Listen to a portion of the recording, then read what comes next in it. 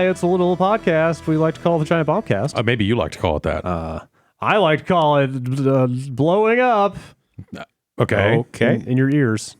No. Yeah. Well, all right. And your eyeballs, maybe. Maybe try to workshop this one a little bit. Hello. Okay. How about we call it the Funk Shop? The Funk Shop? The place to splack. What? What is splacking? Should I Google that? What do you... Sure.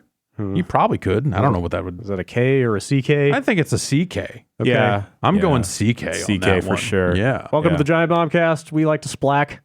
Yeah, that is accurate. On to this Tuesday, October 29th, 2019. I'm Brad Shoemaker. Jeff Gersman is here. Hello, I am here. Jan Ochoa is here. Hello, a little sweaty. Yeah. Matthew Rory. I'm here. Also as well. here. Jan. Just lifting up tables and crawling around and That's what I do. trying to That's what I do. resuscitate dead mixers. That was a weird issue to have in the morning. Yeah. Yeah. Here we are. Out of all the things to go wrong in the studio, it's that thing that's under the table. The thing that is completely buried and inaccessible Yes. is the thing that dies. I don't know why it's under there. Moving forward, it's not going to be under there. That's a good call. Originally, we were supposed to be wiring boxes to the tables that had cough buttons and right. headphone jacks, Yeah. and we would like bring our own headphones. Okay. But it ended up with like these headphones that are permanently attached and like flaking off in our ears. And These headphones are... they've seen They've been some around. fucking hours, man. It's a little, Yeah. a little high for me. I bet Is it these a are lot for you, the... so? I bet these are the first headphones we bought at CBS, if I had to guess. Thank you. Does that sound right? Probably. So they're like 7 years old. How do you guys like them? You think we should switch it up? Not a fan. I love these things. Yeah. I love these things specifically because I can hover the headband over my hair and not mess up my hair. I don't Yeah, have I as feel much- like it pinches too tight. Like after each Tuesday, my this part here where my glasses are hurts. my glasses are definitely impacted by a lot of headphone. Like I have Bose headphones, and they're just a little too tight, and they really do kind of. You gotta like shove them in there.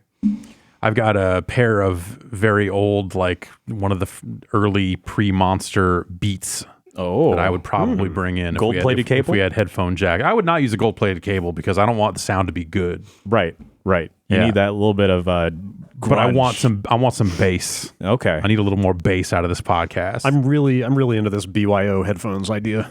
I don't know if that's ever going to be possible, but I would be totally into that.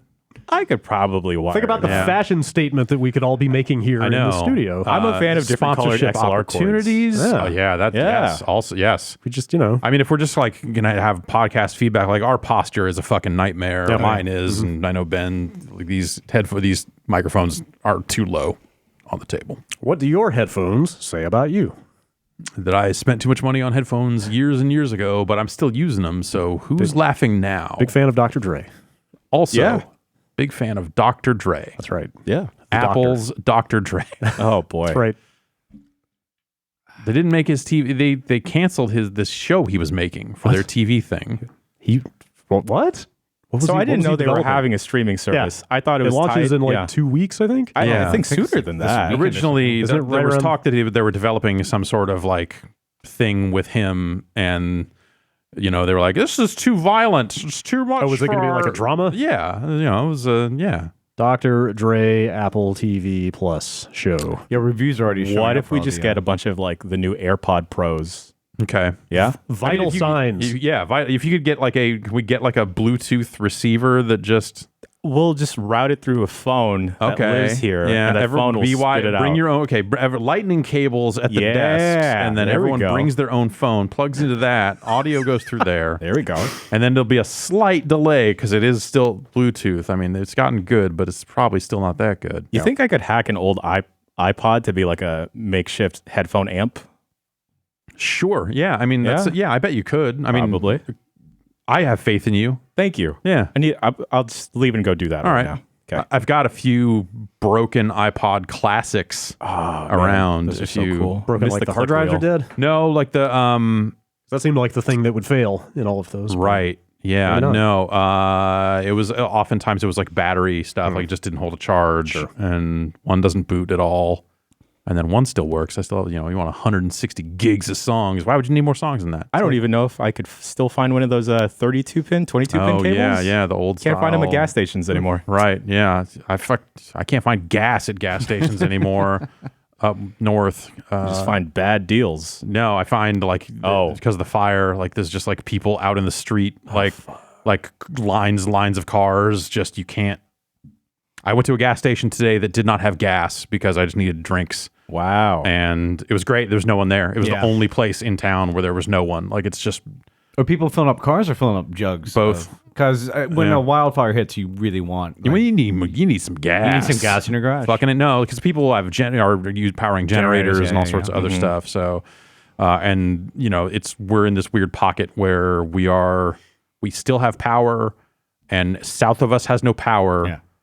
And north of us is where all the people are getting evacuated. Wow. So everyone has kind of descended upon our area. And can't go to a restaurant, that's for sure. You can't do much of anything. Yeah, it's wild. It is apocalyptic in some ways. It's been a real roller coaster ride being in the city and just trying to keep track of everyone I know who has power and who doesn't day to day for the last 2 weeks.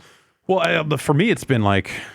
compared to the fire 2 years ago, where I felt like there was a press conference every 6 hours or something that was just like, okay, here's updates on the fire. Like, I feel like there's just not that. I mean, I think then the power outage stuff on top of that is like... The fire itself is less severe than it was, but the PG&E malfeasance is the actual big story. Right. Well, I mean, also, like, they evacuated way more people this time. Yes. So, like, if the fire, it sounds like they're doing fucking gangbusters at saving homes and all this other stuff. Like, just, didn't they evacuate, like, basically all of Santa Rosa County? Yeah. It's Sonoma County. But yeah, like they evacuated all the way to the coast, Sebastopol, all these other areas, but not us. And so like finding news about our specific area, which I guess no news is good news, is like hard because it's just like, it seems fine, I guess. Schools are closed. Like, that's it.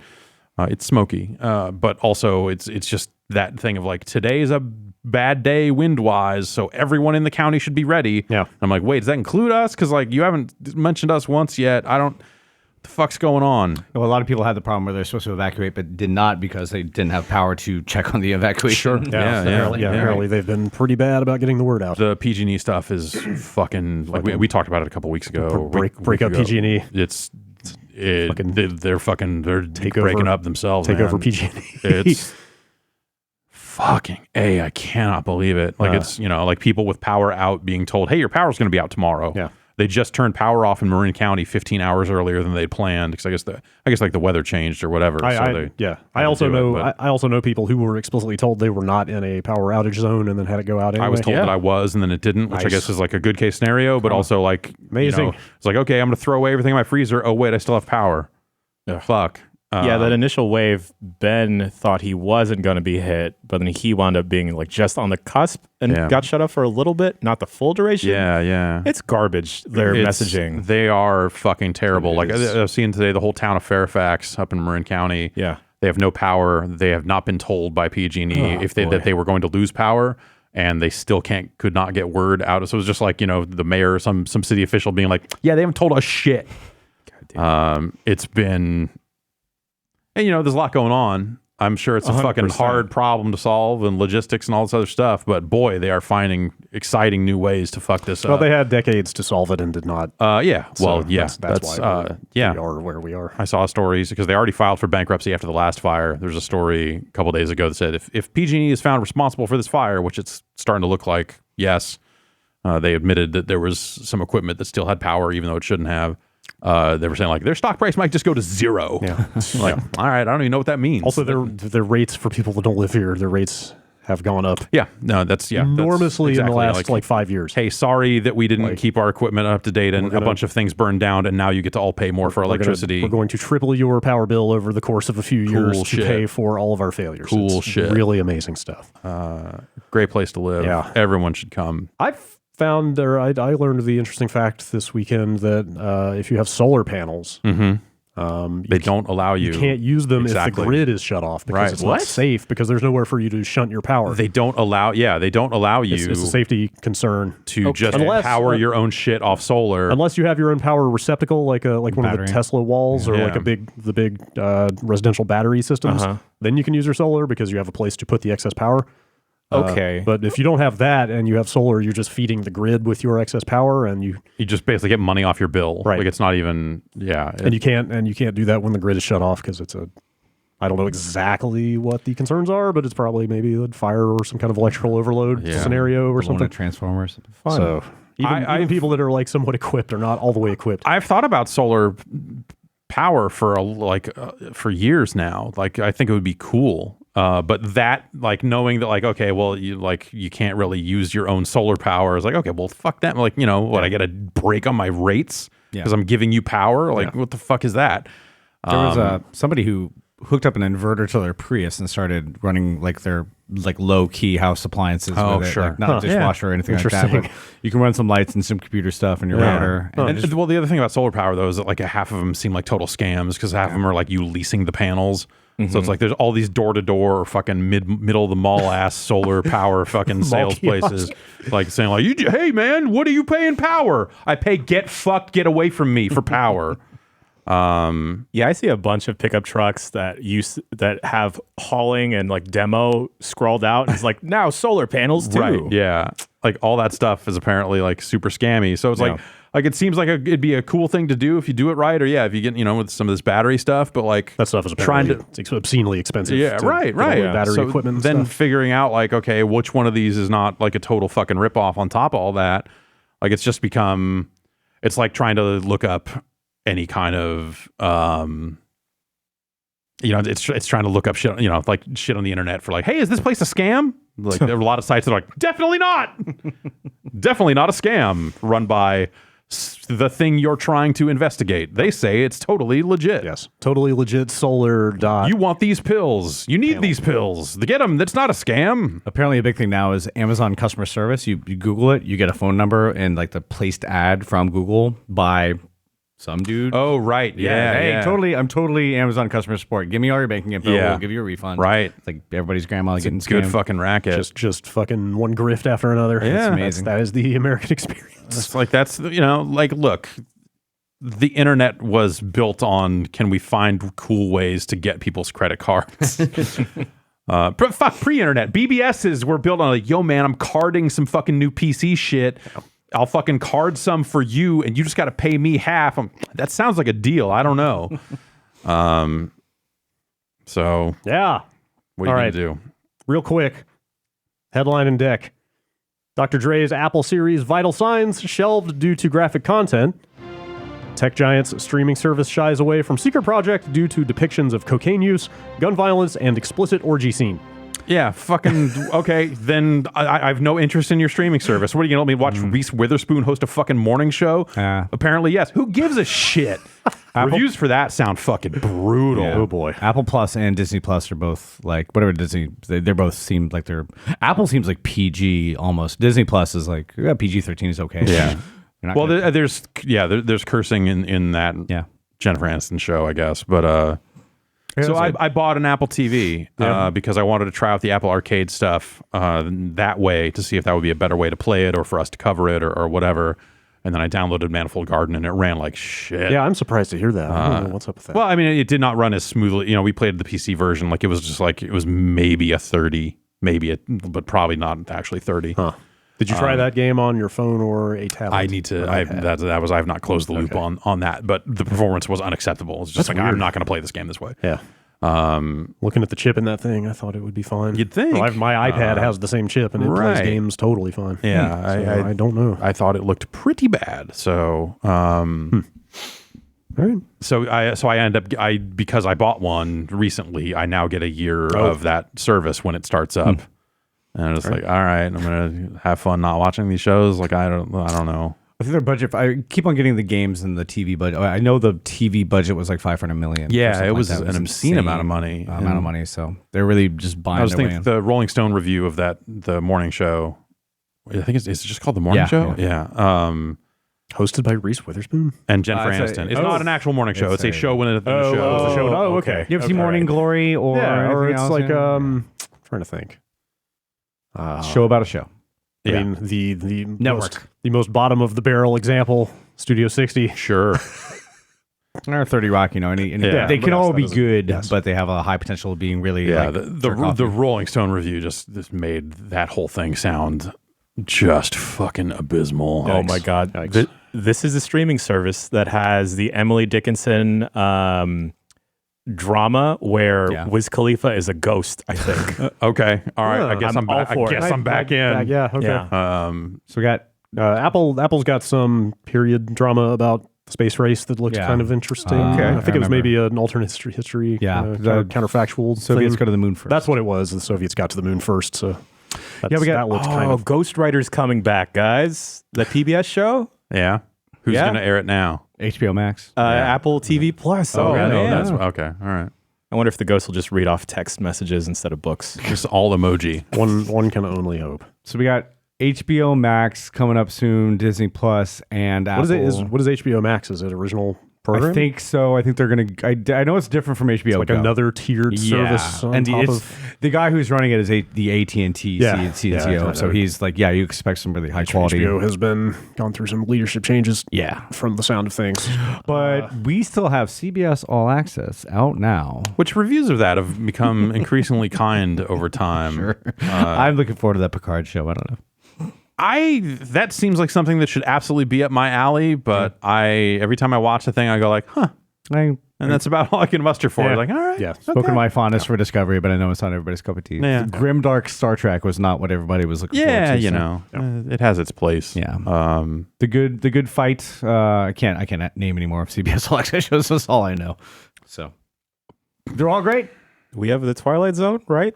Is that still Is that reruns or new ones? Is that the New Jordan ones? Peele one? Yeah. Oh, I don't know. Is that on All Access? I don't know. I think that was an all access show. Yes, that was. Yeah. Okay. / is?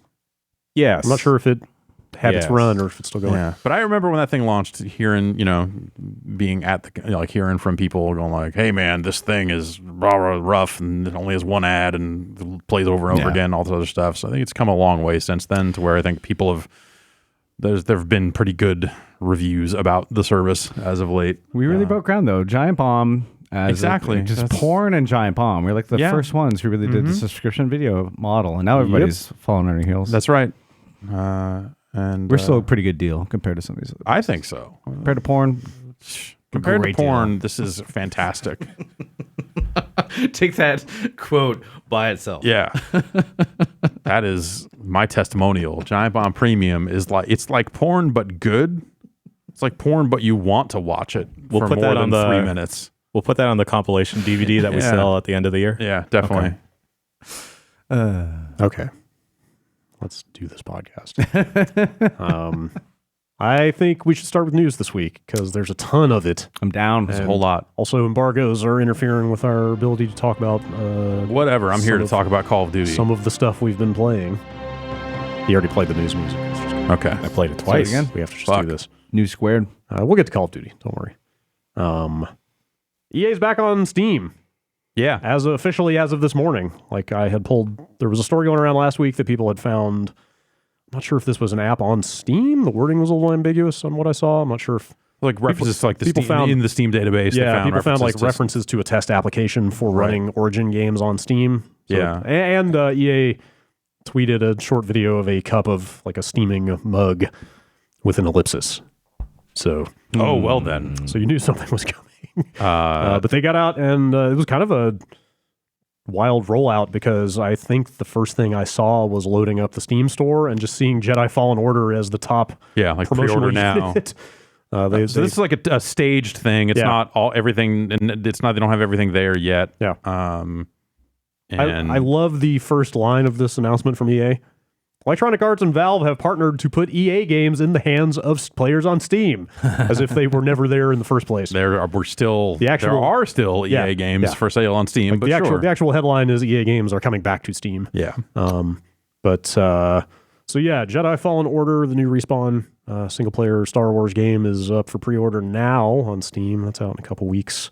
They say in the coming months, The Sims 4, Unravel 2, Apex Legends, FIFA 20, Battlefield 5 are some of the games they mentioned will be coming to Steam. No mention of Need for Speed, which is out before Jedi Fallen Order. Do you think they will mention that game again in any capacity whatsoever before it releases? I got an email from someone saying we have a launch trailer for Need for Speed Heat. And I was like, cool, do you have the game? And I said, yeah. I had forgotten what the name of it was until you just said it. So we should be getting our hands on that. Any expectations? No, I don't. What they've shown of it has been. I haven't gone out of my way. I know they did some stuff where they had, I think like IGN and GameSpot and stuff like that go, record some gameplay and put it up or whatever. But they have not done much showing that game off to people, and what they said of it back at Gamescom was it just sounded pretty standard. The formula of just like, this time is take back the night, like there's a daytime and nighttime, and like all that sort of same. It looked like another spin on the same type of open world street racing type stuff they've been doing. Yeah, this is the first one where they took a year off, right, in a while.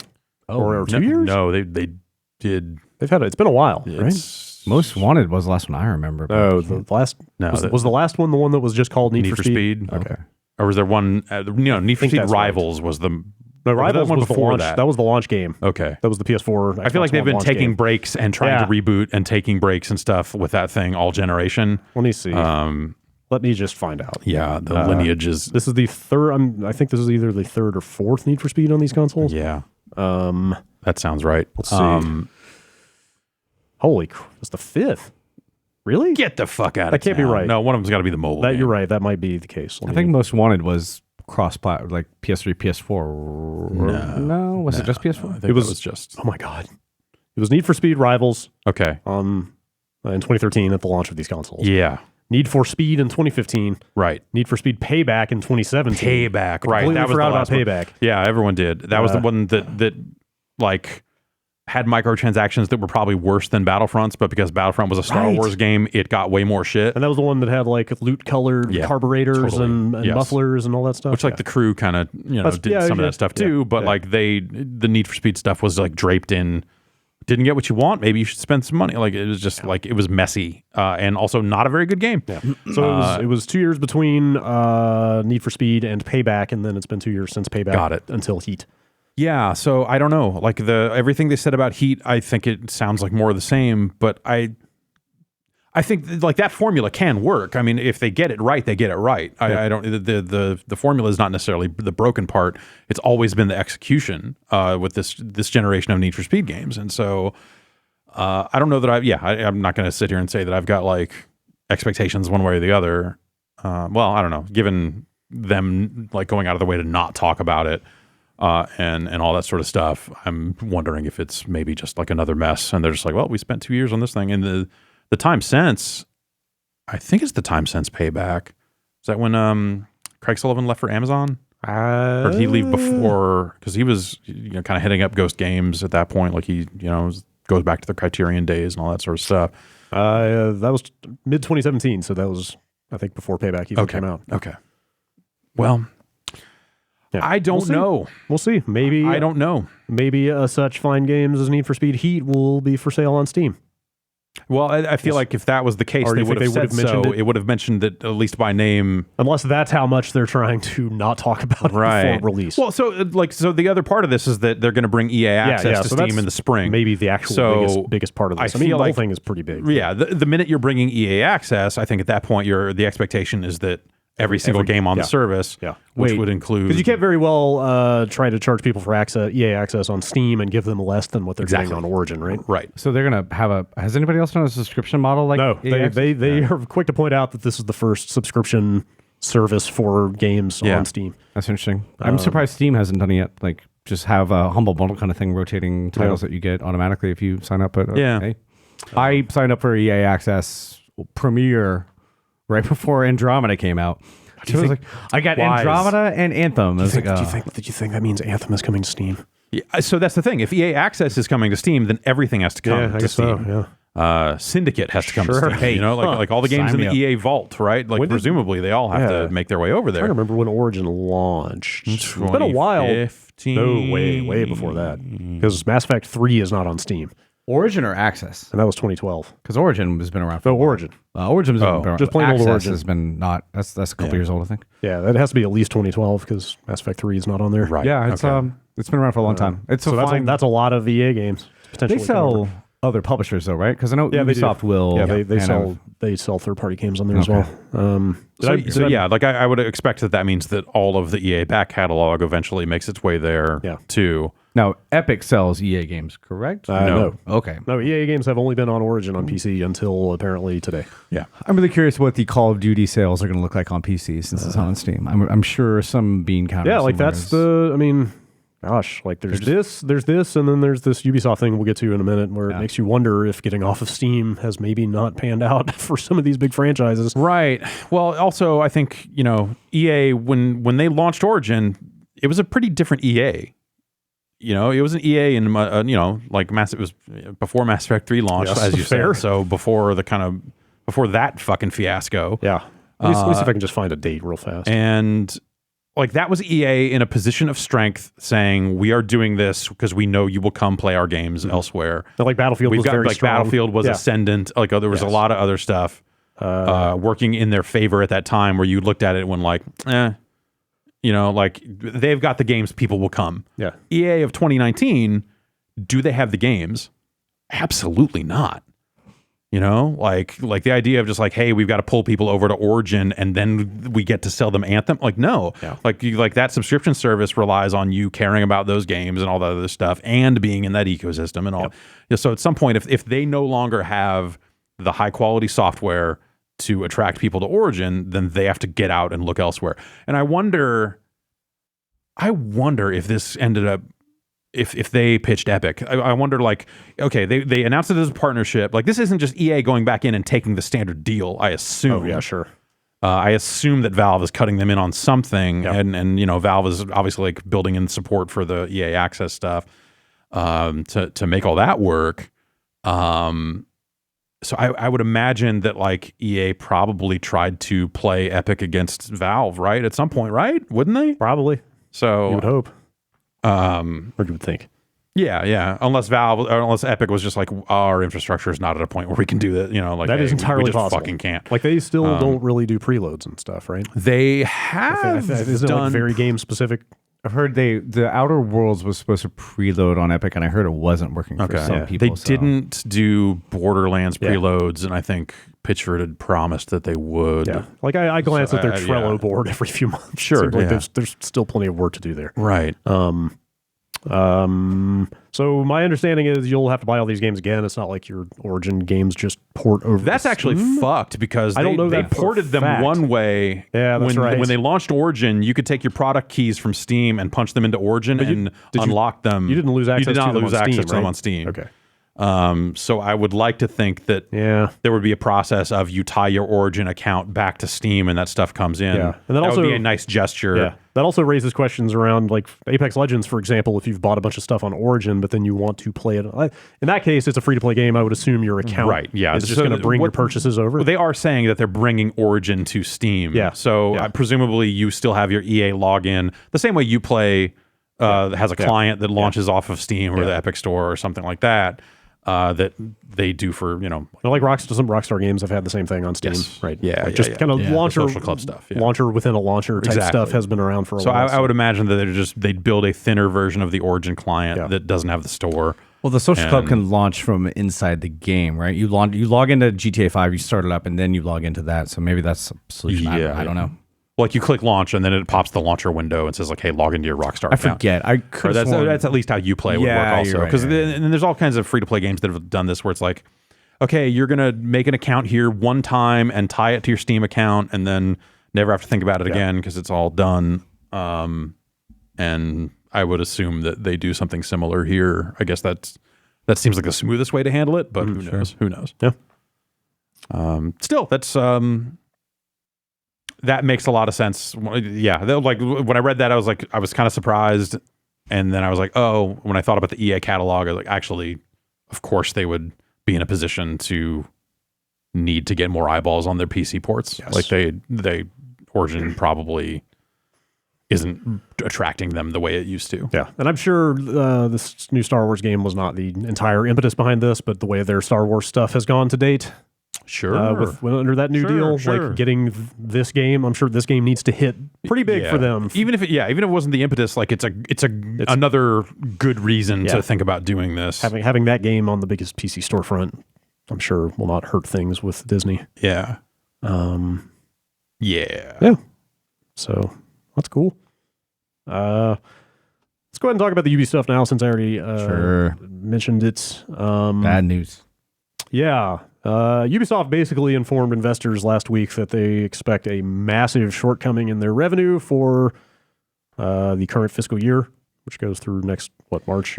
Yeah. Massive is kind of like 800 million euro or something like that. It was like I don't even know how either. Because that's like, is that half, or is that how much is that compared to what they were forecasting? They forecasted 2.4 billion euro in revenue. No, dollars. Oh, really? Okay, I thought I saw it in euro. And they have adjusted that down to 1.6. That's insane. Like, specifically, they flat out said the Division 2 was like a moderate disappointment or underperformed expectations, and Ghost Recon Breakpoint seems to have significantly underperformed expectations.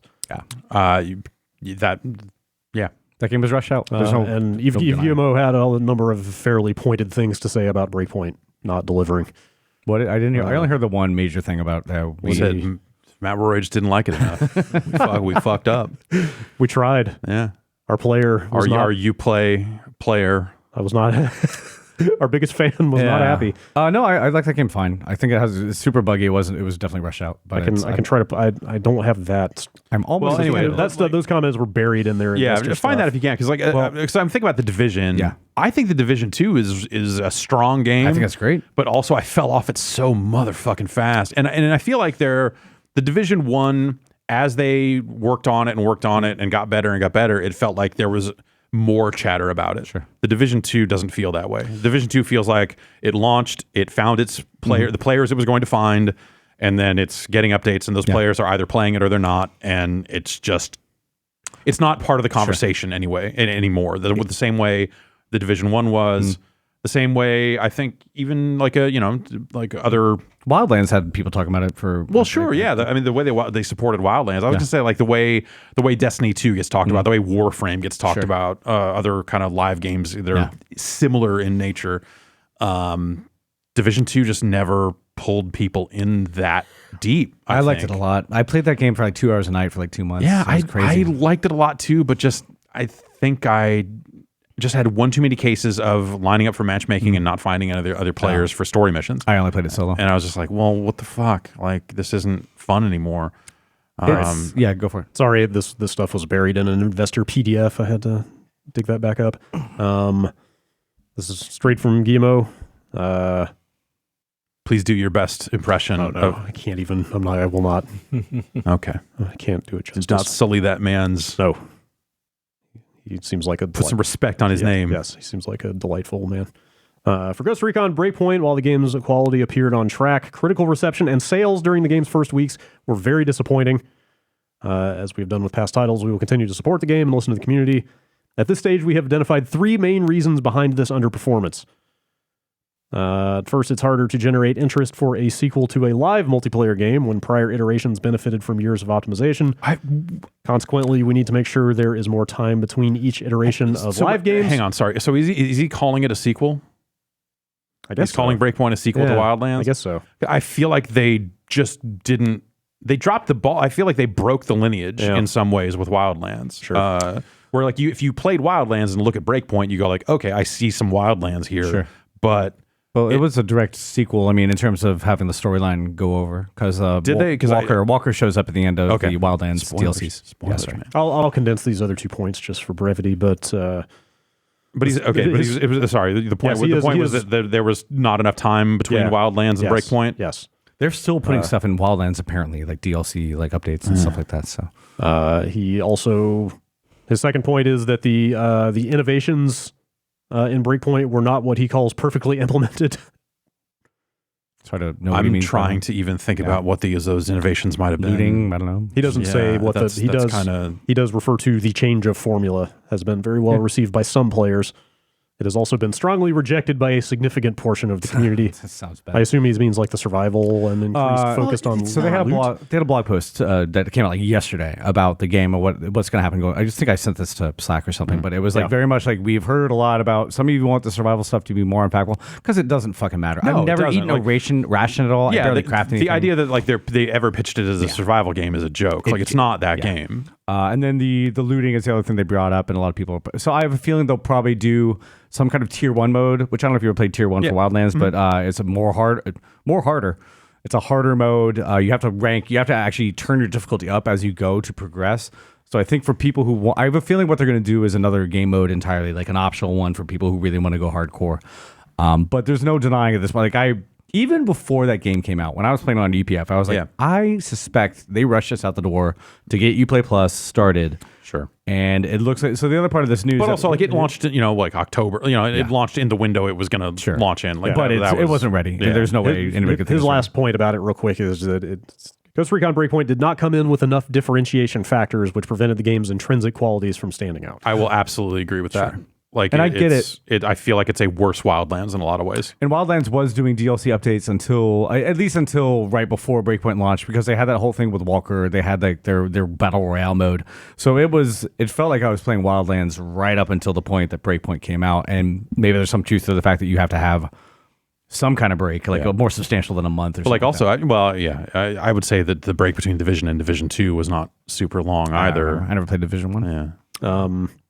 So yeah, they had some pretty candid stuff to say about these released games, but the bigger part of this news to me is that Gods and Monsters, Rainbow Six Quarantine, and Watch Dogs Legion have all been pushed out of fiscal 2020. That means it starts up in April, right? Yeah, so it would be the earliest. April is the earliest, although this GamesIndustry.biz story says all three are now planned for the Q2 to Q3 window, which is July to December. Hey. And will additionally be, quote, optimized for the next generation of consoles in some way. I wonder if they're seeing drop off on interest in current gen gaming. Like that's always just like, fuck it, we're pushing it to. Like that's the story every generation, right? You hit about 5, 6, 7 years into a generation, and the sales graph for software just drops. Well, like no, well it should be the time when if you're hitting with your best games, the install base has never been bigger, right? Well, yeah, but people get burned out on the hardware. That's always been my perception of the sales trends, is that you just hit a point of diminishing returns. I feel like you get that last holiday in, which would be this holiday season, and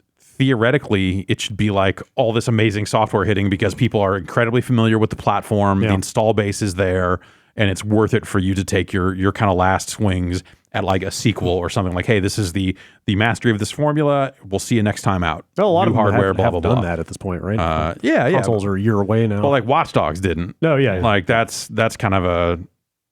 But also, that's a game that probably would benefit. Yeah, they may just need more time. I assume they're already talking about co-marketing stuff with publishers and everything like that. Like the console makers have a vested interest in making the next launch huge. So if you delay it till next November, we'll give you $50 million. I mean, Ubisoft has always been huge at the launch of every piece of hardware ever. Right, yeah. So push some games off and put them there too. So. The weirder thing now is that, and I speak as one of probably the few people who subscribe to Uplay Plus, but like Uplay Plus was built on having the stagger kind of releases. These games are going to come out at such and such a time. If they're all like fucking November next year, like why is anybody going to keep their subscription up for that? Like I'm not going to play that much more Breakpoint. And after that, it's like there's no point in keeping that subscription. So I have a feeling.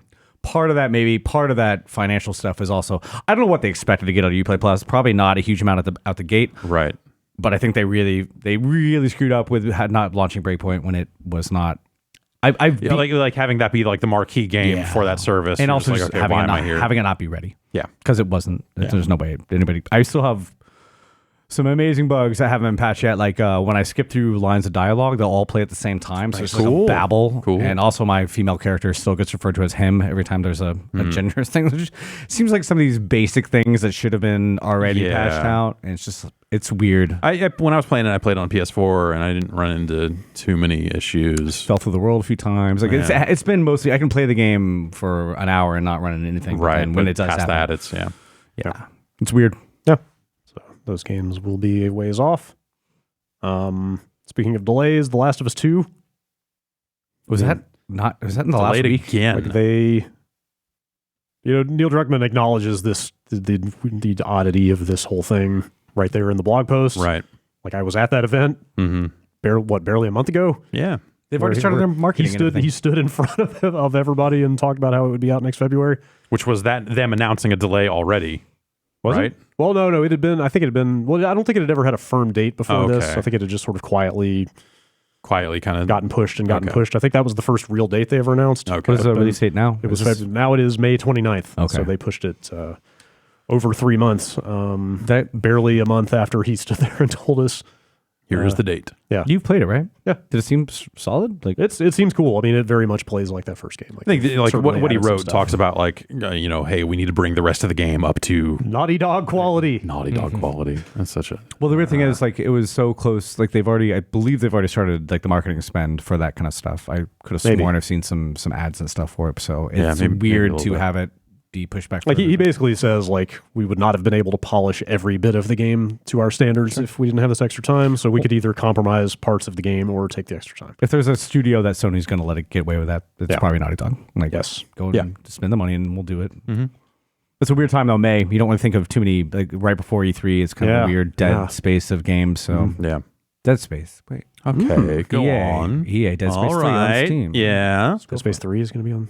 I don't know. I hope It'll so. have to be. The Right? best- I mean, the- isn't the it best already? Dead Space? Actually, I don't know. It's definitely on Origin. I don't know. June 2011 is when Origin launched. by Okay. the way. Okay. Maybe it is. The best Dead Space. I don't think it is. All right. Could be wrong. Medal of Honor is on Steam. Yeah. Mirror's Edge. That Mirror's Edge. I think that's the official name. That of Mirror's It's on Steam. Yeah, Spore is on Steam. Hey. Yeah, Dead Space 3 did not. Dark Spore, however, shut down, discontinued, Ah. removed from your Origin library. Speaking of Sony making moves, they just like minutes ago announced that they are killing off PlayStation View. Yeah. Speaking of TV services, although it's not quite the same type of service. I mean, this is a live TV service for the PlayStation 4. Yeah. Yeah, they're gonna shut this off in January. I subscribed to this for a little bit for a couple of months, and then I was dissatisfied with their product and how it handled DVR stuff. And You switched over to YouTube TV, right? I'm currently using YouTube TV. That's what we've got. 3 more months. Well, I'm currently a subscriber. Yeah, like I don't use it. Yeah. But yeah, Post football, that's going to be the first one I'd probably turn off. I don't think it's a great. I also don't think that their service. It's functional. I don't think it's a great service for watching television, and I don't think that I am down with any DVR style service for television that does not remove the ads. You know what's great on YouTube TV? Jeopardy reruns. I bet they keep like 30 of them. I bet they could just never get away with that. Actually, the programming partners they have to negotiate. And but it just means that like I'm scrubbing through. There's like 6 minutes of commercials before Final Jeopardy. It's crazy. But Jeopardy has come to Netflix apparently. They have every season premiere of Jeopardy, and some of the you don't want the teen Jeopardy. For some reason, they got teen Jeopardy. That's like fucking. That's like you get the easiest questions there. Yay! But I want to feel smart for a week. Come on. That's the only thing I use YouTube TV for is football. Whatever. Jeopardy fucked up that Tetris question. They have no they have zero fucking credibility. Yeah, I just like the video game questions, but YouTube. I believe they will scrub out ads for something you recorded like over a week ago. Maybe that's it. Once you pass the +3, +7. Yeah, I believe sometimes that'll work. I don't know specifically, but it just I signed up for $35. It immediately bumped to 50. And they're probably not even making that much money off View. The carriage fees for like ESPN alone is like $8, and everything else you add up, they're probably losing money on it. So yeah, PlayStation View wasn't. It didn't seem like a great product. It seemed like by having the PlayStation branding, I think a lot of people that didn't own a PlayStation thought like, well, I can't use this, even though they could. Yeah. It had weird restrictions out of the gate that they probably solved, but maybe not. Of like some shows you couldn't watch on a tablet. And you can only watch them on a TV. That happens for football too. Okay. There's like weird restrictions around devices, which is just fucking garbage. It's really weird. And yeah, so I think that that's just, by tying the PlayStation name to it, they probably didn't do themselves any favors. And that is a much more crowded space now than it was then. Between like Sling is in that space now, DirecTV Now is that, and PlayStation View, YouTube TV. Yeah. What else? CBS All Access. No, I mean, but no, in terms of just like cable replacement like style, full on. But also, then it's like, hey, here's another fucking bundle. Like the whole fucking point was to get away from this horse shit. Yeah. But I feel like we're generally kind of at the low point of TV streaming services and a la carte earlier. Like the walled garden. Yeah, like unique content something about provider. the announcement like of Disney Plus for me felt like this. Like it was that, and the Apple stuff was just like, this is officially too much. Yeah, we're definitely hitting the point of saturation where it's more than people can handle. It's like articles saying like piracy's on the rise again because no one's going to sign up for all this shit. Yeah, like didn't I think Warner Brothers announced a service, if I'm not mistaken? Sure, recently. Everybody will. It's a lot. Eventually, it'll all be one big company. So we don't have to give it 5 years. Yeah. CBS Viacom. I'm sure somebody upstairs is probably working on this right now. Not in this building, but yeah. No, maybe we'll see. A little bit. Yeah. Last piece of Sony adjacent news: Kojima Productions and 505 Games got out yesterday. Where do I know 505 from? What are we? Like all kinds of stuff. They published Control. Okay, there you go. Bloodstained. That awful Walking Dead, the Overkill's The Walking Dead that launched and died. They did Indivisible. What's that other? It was definitely Control that I'm thinking of their name from. They've done a good number. Of the Underworld, not the Underworld Ascendant. Oh, did they do that? I think that is also them. Let's see. Portal Knights. Laser League. Right.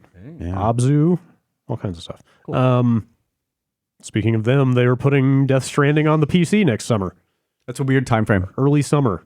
I think the weirdest time frame about this is that the PS4 version's out in a week and a half. That's what I mean. Like it's usually a weird thing to make the announcement. Weird thing for them to get out ahead of the console version. Which, just in time for you to cancel your pre-order. Right. And pre-order the PC version instead. Like, I don't know. I don't know what the terms of that deal was, but Sony seems very heavily involved in this game. Yeah. So for it to also come to remember PC courtesy of someone else. Sony also came across as feeling very involved in No Man's Sky right up until the point where they threw Hello Games under the bus. Yeah. I don't know if they funded that game at all, though. Maybe. But they published it. Yeah, they were the publisher on console. Like, they were the ones running the events for it, right? Like, you went to a Sony-run event to play No Man's Sky. I think they only put a bunch of marketing money into it. I think they only published the physical version, if I'm not mistaken. Right. Yeah, that's probably right. Hello Games self-published the digital version. But I don't know who else funded the development of Death Stranding, if not them. Monster Energy. Maybe. Norman Reedus Television. Who knows? I mean, whatever. That beer that was in that TGS thing, is that in the... Yeah, I don't know. I have no inside information about how Death Stranding came to be or who the major players were, but it's coming to PC next summer. Okay. Go on. I look forward to seeing people mod that game. Yes, that was my first thought when I saw this. In ways that I won't discuss right now, but I bet you could do some stuff to that game. Seeing people get into that thing and mess around with the stuff that makes it tick could be fascinating. Let's say. A lot of people pointing out that this is Guerrilla Games engine. Yeah, this will be the first time that has been on PC, as far as I know. That's it's interesting, which is kind of cool. Yeah. And then I want to say Media Molecule got out there and said like they would love to put Dreams on other platforms and do other stuff like that, which I don't know. They're owned by Sony. Yeah, exactly. It wasn't necessarily like a formal announcement. Has Dreams come out yet? Sure. I guess still you can buy still in early in access a form technically. of it. I feel like I feel like they really fucked up the rollout of Dreams real bad. Huh. Like, because it's in this limbo of this early access thing that you're not quite sure what you're getting. The single player content is not in it yet. They didn't push it real hard when they put it out. So the only people that heard about it were people that were like already looking for Dreams info. I mean, I do respect them for their candor around like, hey, we don't think this thing has a full single player component yet. We're trying to build that. We don't know what that is. We don't want to charge you full price for a game that we don't think is all the way there yet. But it's the... Well, I guess like it depends on like, is there ever a big push for Dreams? Because Dreams is like kind of a miraculous, cool, weird thing. It's super cool. It's pretty esoteric. Yeah, but like, are they ever going to find a way to market that to people that are not into this weird esoteric thing? Well, that's why they are going into what they're calling early access, right? Yeah. It's because they weren't sure yet how to do that. But I don't think they'll ever figure it out. They may not. I don't know. I think they'll eventually tack on the single player stuff and, raise the price or whatever, and they'll have what they consider to be a launch. But I wonder if they're going to be able to push it. And in the meantime, it's effectively. It's strange. In the meantime, it's the classic early access problem, right? Of even the people that are into it are reluctant to fully engage with it because they don't consider it finished yet. Sure. It's like, how deep do I want to get into this? I think if you're done with it, I think if you're like deep into that community and talking to other creators and all that other stuff, like it's probably this enriching, rewarding thing. Yeah, there is definitely a community for that thing. Yeah, and like that community seems like it's churning out some pretty crazy shit. Yeah, but like I mean, sort of the wider, slightly more casual audience is going to look at that and go, well, it's the not consumer audience that is going to just play the stuff and not understand how it works. Right. It's like, well, they're saying it's not done, so I guess I'm just going to kind of tiptoe away from it for now. Yeah. Yeah. I just wonder if they'll ever get back around to it and if people will be receptive to it at all as a play first experience. Yeah. It's, yeah. I started to say that Death Stranding is the first Kojima game on PC, but there have been Metal Gear games. 5, yeah. 5 came Oh, out. God, I forgot 5 was on PC. It was a great port. I completely forgot about that. It was a game was super solid. But also, like... Speaking of games that you could mod and do fucking weird shit with, the Phantom Pain sure. had some... Wasn't there a PC version of like MGS2 Subsistence or something like that? Yeah, I want to say there was. I don't know. Does that sound right? There was an Xbox version. Yeah, that's for sure. Yeah. Anyway, hey, cool. For people who want to play Death Stranding at 60 frames a second, then the Metal Gear action game was definitely on PC. What was it called? That wasn't a Kojima game. I don't think. Yeah, yes. Rising. Yeah. Y'all ready for your weekly Stadia update? Yes. Sure. Hit me. Hit me with that Stadia news. Here are these. What about that exclusive version of Breakpoint Now? Here are this week's pieces of news about Stadia. So the Founders Edition, which was the thing that you needed to buy for $130 to be able to play this year, on the 19th of November, has officially sold out, and they have replaced it with what they're calling a Premier Edition, which is kind of more or less the same thing. It seems to come with the exact same stuff. Yeah. It's just... The biggest difference, you tell me, I think the biggest difference is that they are not committing to anybody who pays for this Premier Edition to get it by launch day. Yeah, they'll ship it in waves. Or it sounded like they weren't even necessarily committing to the Founders. That's where I'm going with this, is that not only is that true of the Premier Edition, but people who more recently bought the Founders Edition also are not guaranteed to get their stuff and be able to play on launch day. It's a Chromecast Ultra and a controller. Are they just not making enough of the controllers? You have to figure the controllers the weak link. They're essentially saying that the Founders Edition will ship out more or less in the order that first come, first served, in the order that people bought them. So only people who bought them very early on. Well, we don't know. Are guaranteed to have it. It might be the people that bought it in the last week of its availability might not get it on launch day. We don't know what the allocation or the supply really is, right? I would say this is some way to get them back in the news cycle and bump up interest, but it doesn't make me more interested. It's not a positive story exactly. So, well, they could spin it as we're so popular, man. Holy shit! Yeah. Orders or seated demand, or demand or like, hey, we just want to be able to say we sold out of something. Yeah, maybe. I don't know how you do that in this day and age, but I mean. Manufacturing controllers. They make all these phones. They say, it's like Google is kind of in the hardware business. Yeah. I wonder how that affects. I mean, one of the selling points of that thing was like, hey, you can reserve your own unique Stadia username first. Like, I think they send an email out. Okay, you get when to do your that. thing has shipped or so something. You don't need the physical package in hand to do that. My understanding is that I'd have to go back and read the emails they've been sending out to people that pre-ordered. Yeah. Because if you're not in that first wave of shipments, you might otherwise not get the name you want. My cool name, Phil Harrison 420. Yep. That's the one. I mean, it's not the most disastrous thing ever, but it feels like yet another item on the list of reasons that this doesn't feel like a proper launch. The Stadia stuff feels bad. Yeah, we've gone into the reasons why, I think, but the idea of them launching a streaming only game store with Google's track record for occasionally just cutting and running on a product, it just doesn't feel trustworthy, I guess I would say. Like, Google's an awfully big company. They can kind of do what they want, but that also means that they've walked away from some of the other stuff they've done, and it's just hard to feel good about it. Yeah. And I'm trying to weigh that against, I'm trying to think back to how did I feel when Microsoft got into the video game business, when they got into the console business?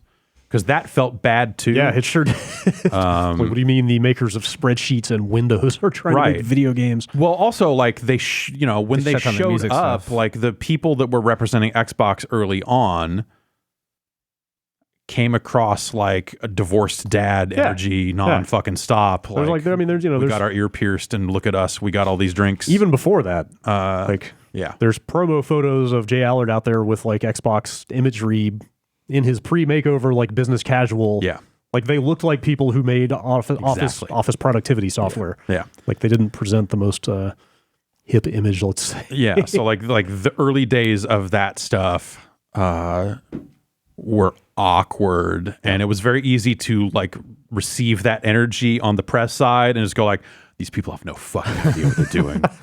And you get some of that. These games don't seem great. You get some of that from the Stadia people. Not to no, they've got a lot of veterans. Like they've got a lot of individual people there who know what they're doing. Right. Some of those things I've seen people say strike me as like really kind of trying hard.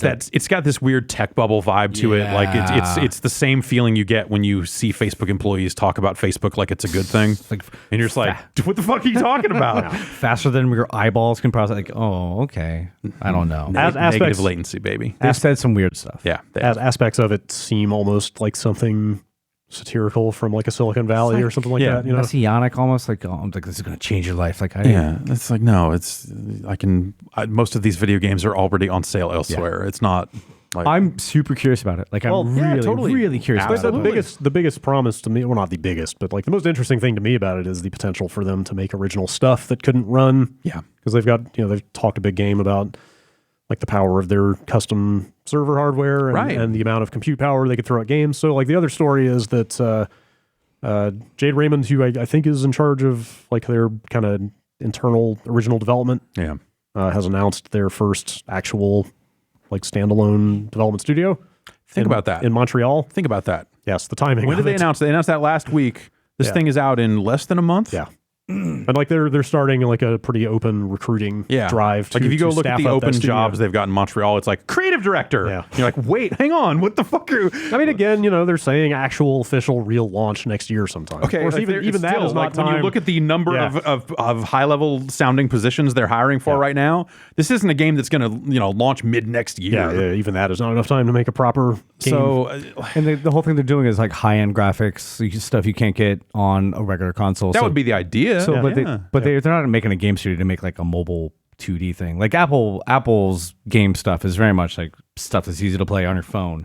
Kind of bite-sized stuff. This is kind of sold as being full-fledged AAA development. And then some. Like AAA plus the power of the cloud, like it's a weird timing. They have to start somewhere, obviously, but my point is that they can't have game development studios that are these are not going to show up on Android unless you have the Stadia on your Android. So it's not something they can cross-promote. It's really weird. Yeah.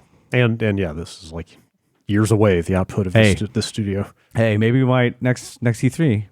Google conference. How about that? Yeah, you wonder. I'm kind of curious. I would think we might all be sitting here in 5 years eating a bunch of crow over Google branded crow. I would love that to be a great Stadia. Might be like the dominant platform in 5 or 10 years. Anything is possible. Totally. But I just think that like right now their pitch doesn't sound good compared to what other players already in the space of gaming who are also getting into the cloud stuff, like Microsoft. Yeah. Like when you think about the Microsoft ecosystem and what it could offer in a streaming capacity, like Google doesn't have that. Oh. And they can't get that unless they go launch a console. Like stuff that they're just not interested in doing. Yeah. So like that's where it, we'll get competing products obviously from more than just these two players. It's like eventually Amazon takes a swing at this, right? So as eventually Amazon publicly takes a swing at this. I guess. And who knows who else is out there that could do something similar. Sony will have to have something, right? Eventually. Yeah. Do games already use AWS as a cloud streaming platform? Yeah. Not necessarily for streaming gameplay, but like AWS as a backend. Absolutely. Yeah. Yeah. I could be wrong, but I mean, they're the biggest. They are the biggest cloud provider by far. I want to say that Titanfall 2 used it, but I don't remember. I bet a lot that we don't know about or that they just don't talk about publicly. Yeah. My understanding is it's AWS by a mile is the biggest, and then I think Azure. According to Silicon Valley last night, Microsoft is the second biggest. Amazon is bigger than the next 4 competitors combined. Yeah, yes, it is massive. I hear really good things about Microsoft's usability from an engineering standpoint. Like apparently, I have also recently heard things about that. If you not even for people here, if you can run AWS as an engineer, apparently just write your fucking ticket anywhere you go. So it's still definitely the dominant thing. But I hear Microsoft I saw that commentary around the story about as they were getting that defense contract over Amazon and a bunch of like online or cloud engineer types saying like, yeah, Azure is like absolutely more pleasant to work with. Whatever else went on. Well, yeah, in that situation. Yeah. Sounds like that was not necessarily the determining factor. No. How we doing? You want to finish out the news? I'm still good, got like man. 5 more stories. I'm fucking great. Let's just whip through the rest of these headlines. I'm not looking to whip, man. I'm going to languish. Okay, in these all right. Let's stories. marinate in this. I'm going to take my shoes off. Hang on. While you guys, Why don't you? Yeah. No, it's fine. Why don't you don your shroud? Really, just lean back. Is that his real name, Don Shroud? No. Just wear this garment. Okay. Which is also the name of this streamer. Okay. Who was very popular. Got it. And has moved to Mixer exclusively. Okay. I guess Shroud was the 3rd biggest by subscribers on Twitch. Is this post Ninja leaving or pre? That I don't know. Maybe post. Okay. I don't keep up with that world nearly as close as some people, but I feel like there have been a number of times when I saw Shroud with the most viewers on Twitch. Usually like playing something like around the launch of Apex. Sponsored. Well, that may have, I'm sure that was part of it, but Yeah. like he had way higher numbers than Ninja around the Apex Legends launch. Anyway, Ninja and Shroud now both on Mixer exclusively. Good for them. You got to figure that stuff factors into like streaming, built-in console streaming and stuff like that. You have to figure that takes some kind of leap forward next generation too, right? Yeah, probably. Is it still not good?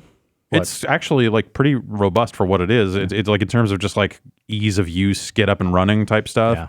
But if you wanted to do fancy graphics and overlays and blah blah blah, like, that could easily be like an area of differentiation for these consoles that we don't know about yet. Yeah. Even as we keep hearing like, oh, it sounds like the CPU and GPU in these things are very similar. Well, it's all going to come down to services and all that other stuff. But like there might be you could see something like oh, we threw an extra coprocessor in here or something like that to help with like overlay graphics overlays and just for Mixer webcam stuff. Yeah, like who knows? Like they could do all second kinds screen experience. Yeah. You've got your tablet. You're using it to fire off dumb emotes and whatever the fuck else. There could be all kinds of interesting little like value add stuff that they do. Does the Xbox One X or either of them go to Twitch natively, or is it just Mixer on those platforms? Because I could see Microsoft going exclusive. The PlayStation will PS4, go to Twitch. absolutely. I want to say the Xbox also does. It did for a while. Yeah, it did. Unless they pulled it out unless they've when taken Mixer it came out. in, but I don't Yeah. think they did. I think they just so. added Mixer and made it more prominent. They're but going the opposite way of EA, though. EA is like, now we have to reach out to Steam. And I think Microsoft seems like we don't really need Twitch to live in the streaming world, maybe next gen or even soon. Because I feel like there's plenty of room for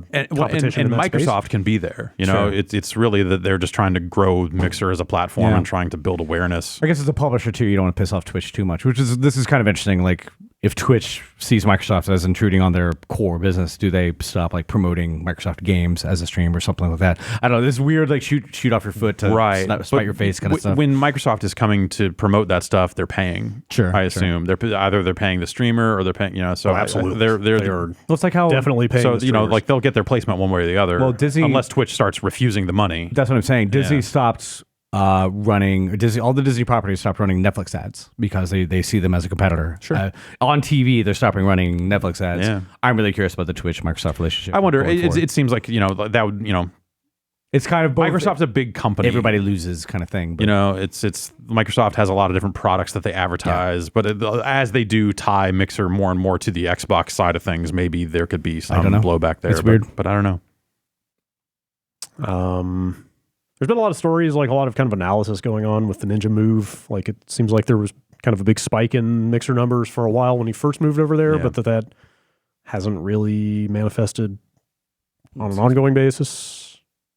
Well, you mean for Ninja's numbers specifically, or for just awareness of the platform? I think both. They're probably It seems like he averages lower concurrent numbers than he did on Twitch. Of course, like they had to know that going in, and they have not like maintained a huge boost in signups and stuff like that. Yeah. But, they're still making moves. That's why, they're still out there getting other streamers to come over. They another streamer, King Gothalion, I guess is how you say his name.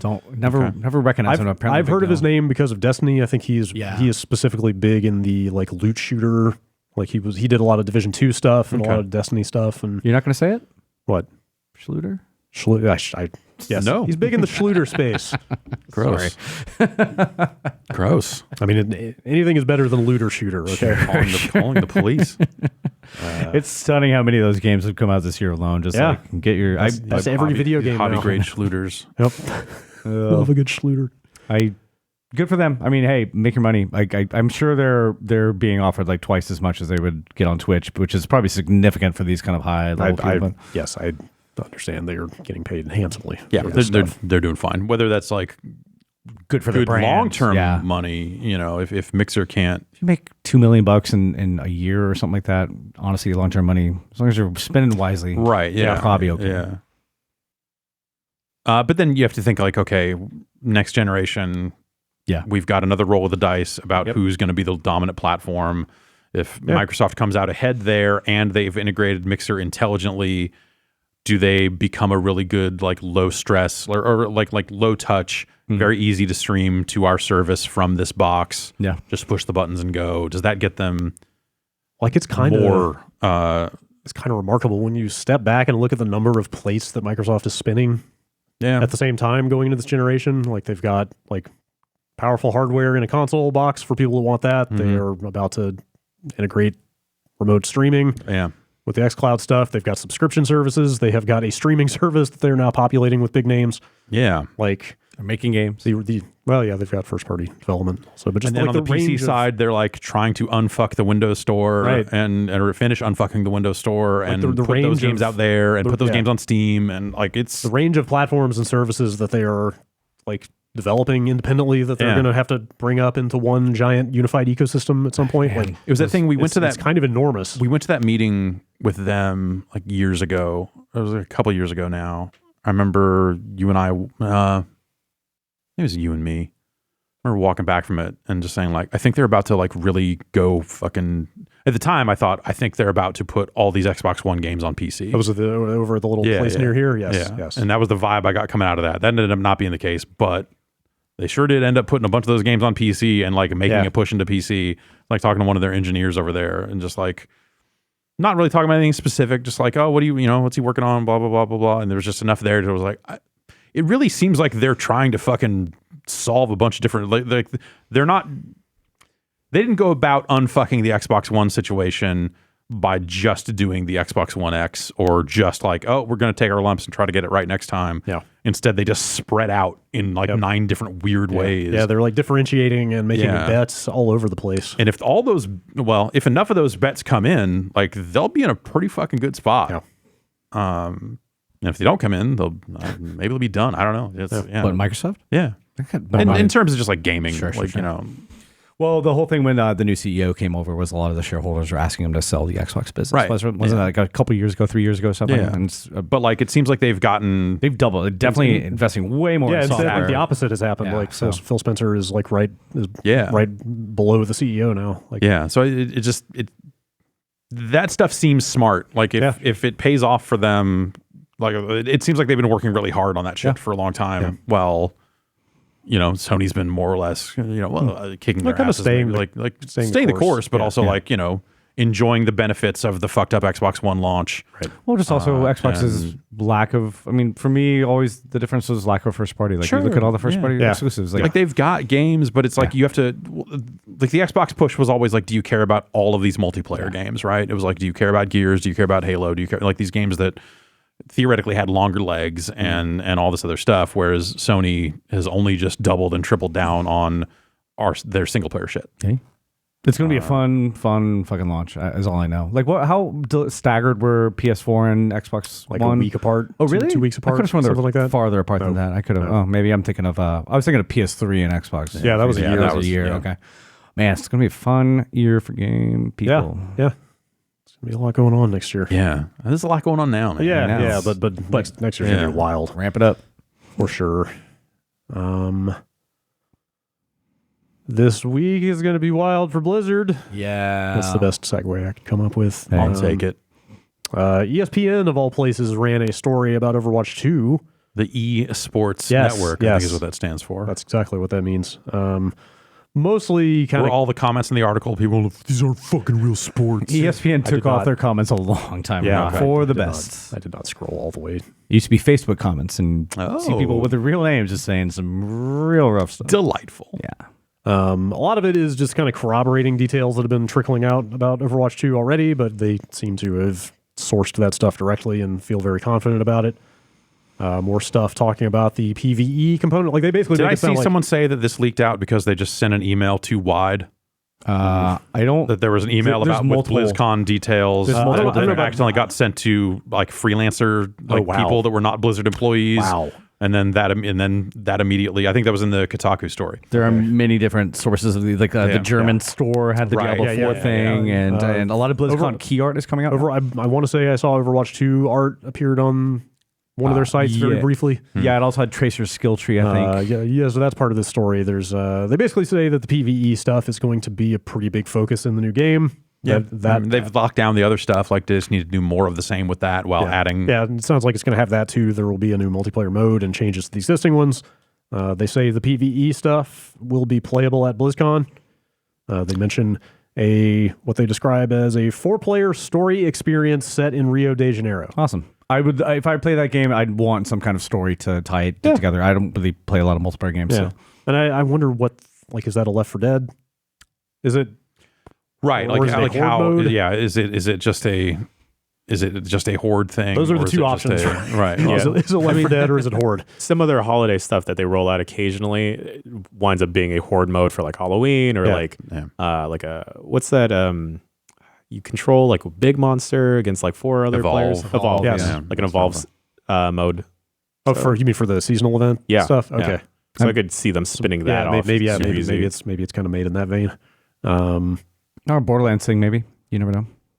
Probably not that big, but There's not a lot of talk about like loot or anything like that. Yeah, but we talked about it last week when you just think about like the amount of time they've spent fleshing out the stories and the characters and the universe of Overwatch. Like you might as well cash in on that with some kind of actual story in the one game. thing Blizzard does really well, which they've gotten a little bit away from, is telling amazing stories. Like they do amazing CGI. They have Battle for Azeroth is not. Is it amazing stories or is it just one amazing story reskinned with space and just like this person became bad, corrupted, and now they were a noble faction has been corrupted by some evil influence. Can we talk about the WoW stuff for a second? So some what looks like some art from the new WoW expansion also leaked. I see that our man Bolvar Draken is back in the mix. Yeah, hopefully it's not spoilers for anybody before fucking Friday. But yes, I've been saying for like at least last year, they're probably going to go back to Ice Crown, Lich King stuff. So that's the Lich, that's right. Yeah, so Bolvar Dragon was burned by the fires of life by the dragon. Of course. And then he took over the crown of the Lich King. He's singing a song. He's the new Lich King. Yes, he's been the Lich King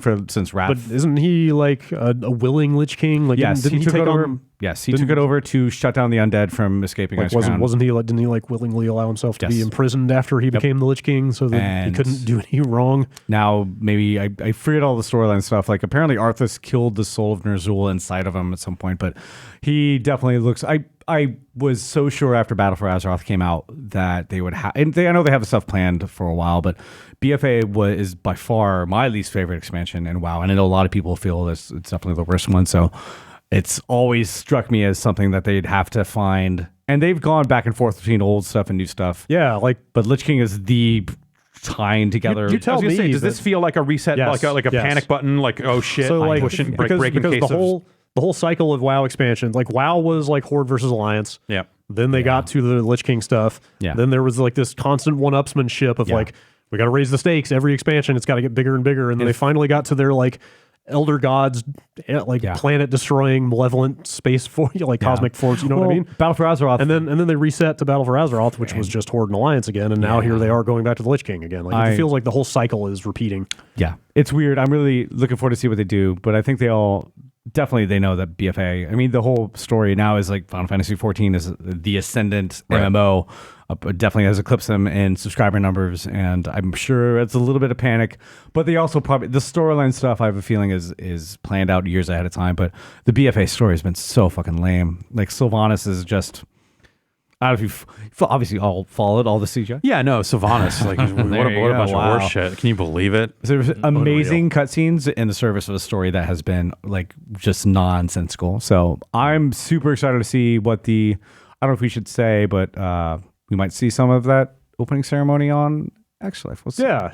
I mean, I want to keep an eye on it. I want to know what. I think it'll be all the Blizzard stuff. Everything they do is like newsworthy. There. Everything that has come out. Diablo 4 is definitely going to be there. Overwatch 2, new WoW expansion. Will there be protests? Like, that's the stuff I want to know about. Like, will they address any of that stuff in the opening need to try to head it off? Like, how will they react to all this? I need to see more Diablo. Like how they handle the public relations aspect of this is the thing that I want to see. I hope there's something surprising because, I mean, Warcraft 3 remastered, Immortals, I guess, the Diablo mobile game, but apart from that, they haven't really had too many rumbles of anything new. Yeah, right.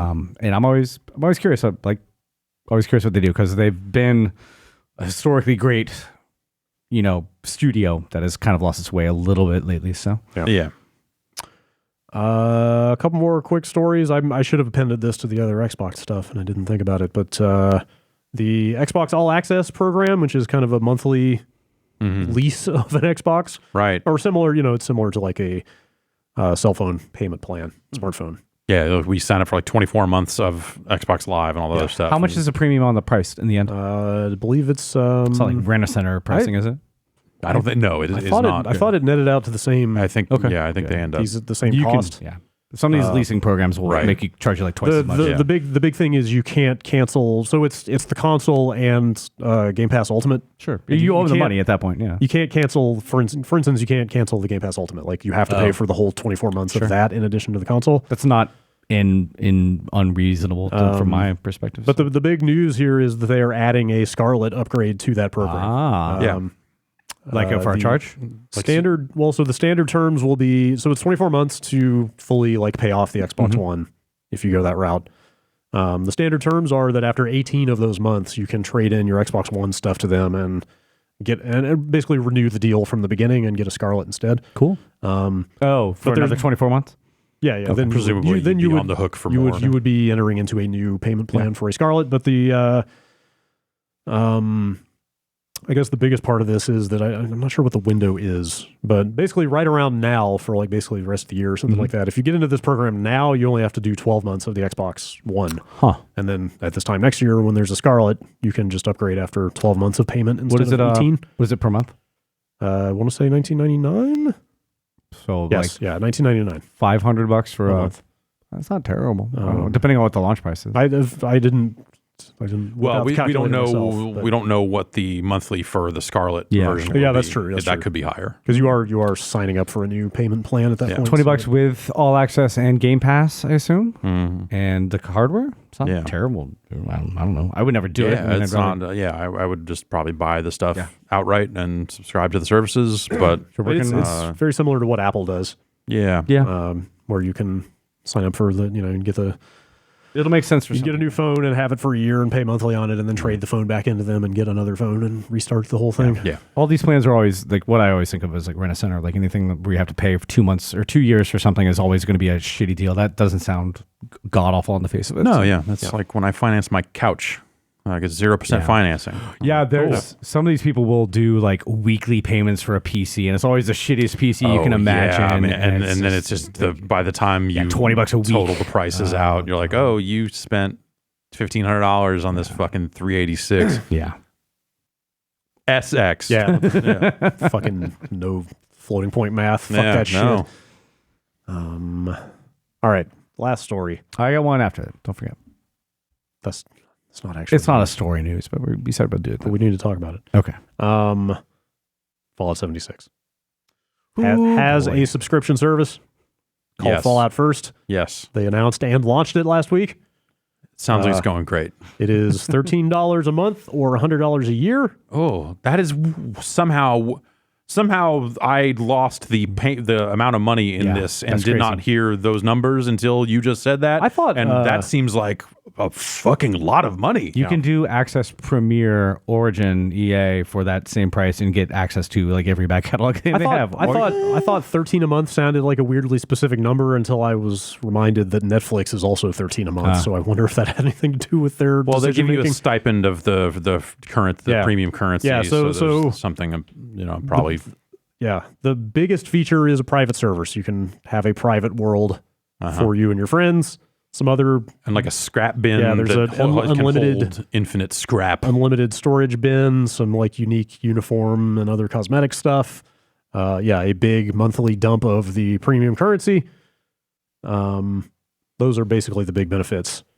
Like on the surface, that didn't sound like a terrible, like I would never do that, but presumably there are still some people playing that would want that, like private servers is something that I think people have been asking for. Yeah, a lot of people really. And also from a business perspective, if that game didn't take off the way they thought it would, then at some point they're like, well, okay, if we're not making it up in the microtransaction side of things, maybe we need to think about this other aspect. Milk in the diehards. Sure. Must you can. Sure.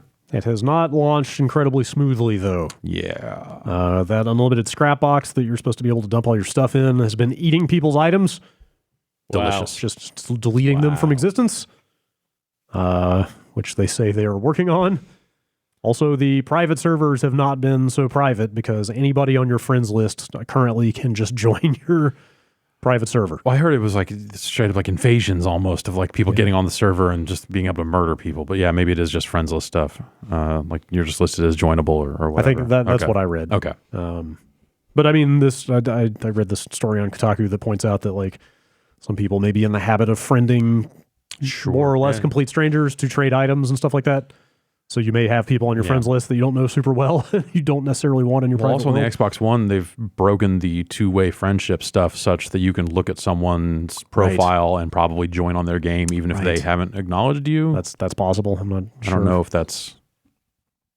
Yeah. Also, the Fallout First domain name was apparently parked by somebody who... Yeah, they had not bought that domain name, so somebody put some... Whatever. They did set up a website to criticize Bethesda, which is great. Just redirect it to No Mutants Allowed. Yeah, I don't know. It sounds like that game has been slowly improving. They did delay the NPC stuff until next year. I can't wait to talk to an NPC, like a human NPC instead of a terminal that will both say almost the exact same thing. Like it just seems like it was ridiculous that they launched without humans, but the idea of that being some game changer also seems ridiculous. Yeah. When you think about the role most NPCs play in a Fallout game is not that different from a terminal or robot anyway. Anyway, so the social aspect of this is actually what I think is the most interesting part of it. There's this part where it's rough, but also the part where roving gangs of Fallout 76 players are looking for anyone with the first icon and murdering them. Wow. And the class war that has erupted. That is some Ultima Online actually shit. Sounds interesting. That's like not in a way where I'm like, I want to play this game, but I'm like, yeah, okay. Probably didn't think that part through, huh? Wow. Okay. So I wonder if they're going to have to like come up with a way to like not denote to other players that you're a Fallout First subscriber. Right. Let you opt out. Yeah. Man, that's wild. That's really crazy.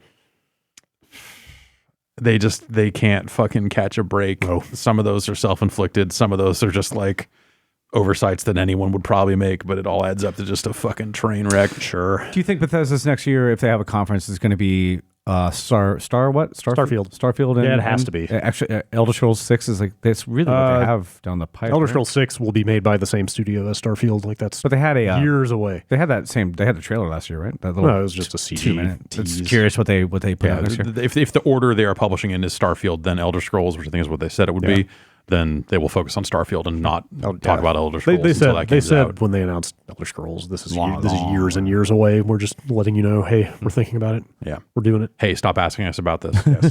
Yeah. Fans of Fire more. Yeah. Yeah, because at that point, we're probably looking at like 10 years since Skyrim by the time that game comes out, at a minimum. Probably more. When did Skyrim come out? 2012. Oh, or 2011? I would think that 2011. It's going to be more than 10 years by the time we get there. People that want a new Elder Scrolls game are going to be waiting. for a long time. They would recommend that you check out Elder Scrolls Online. Yeah. Maybe Starfield. Playing the Outer Worlds really got me interested, or not interested, but made me think about Starfield again, because like, yeah, that is a similar type of first-person RPG in a certain mold, and it's set in space, but they haven't really said how exactly. Like, are they going to go for that like swashbuckling, you've got your own ship and crew angle, or is it something different? Yeah. There's a lot of different ways you go with that type of space fantasy. But like, if they did a conference next year, like what, like they've got those Arcane studios. Like I don't know what they'd be working on. They announced was it Deathloop? Right. Yes, they did have a handful of games that looked really cool. Yeah, they'll probably show that, but presumably they would have a proper Wolfenstein sequel. Yeah. Doom will be out by then. But I mean, for BGS specifically, like Fallout 4 came out 4 years ago now. Man. So it'll be pushing 5 years since Fallout 4 by next E3. So I would be shocked if they didn't show their game properly by then. Also, it'll be the year the consoles come out. So they've got. God, what if Starfield is a freaking launch game for those consoles? I don't know. That would be wild. Yeah. All right, can we talk a little bit Extra Life? Yes. I have a rough. I hold in my hand. I see your spreadsheet. I hold in my hand a list of 800 subscribers to nothing. It's just a spreadsheet of a rough schedule for extralife.com or giantbombsextralife.com. It's starting tomorrow. Wow. Go figure. That's Holy soon. shit. Wednesday. Yes, Wednesday. We have very soon. I'll throw up an article at some point with. Hopefully, this is mostly finalized. I can't guarantee that nothing will change, but we have a bunch of spreadsheets here. Drew, Alexis, and I think Ian is probably going to be joining them for part of their stream. That's going to start up tomorrow at 9:00 a.m. Pacific. That's going to go for 12 hours. It looks like.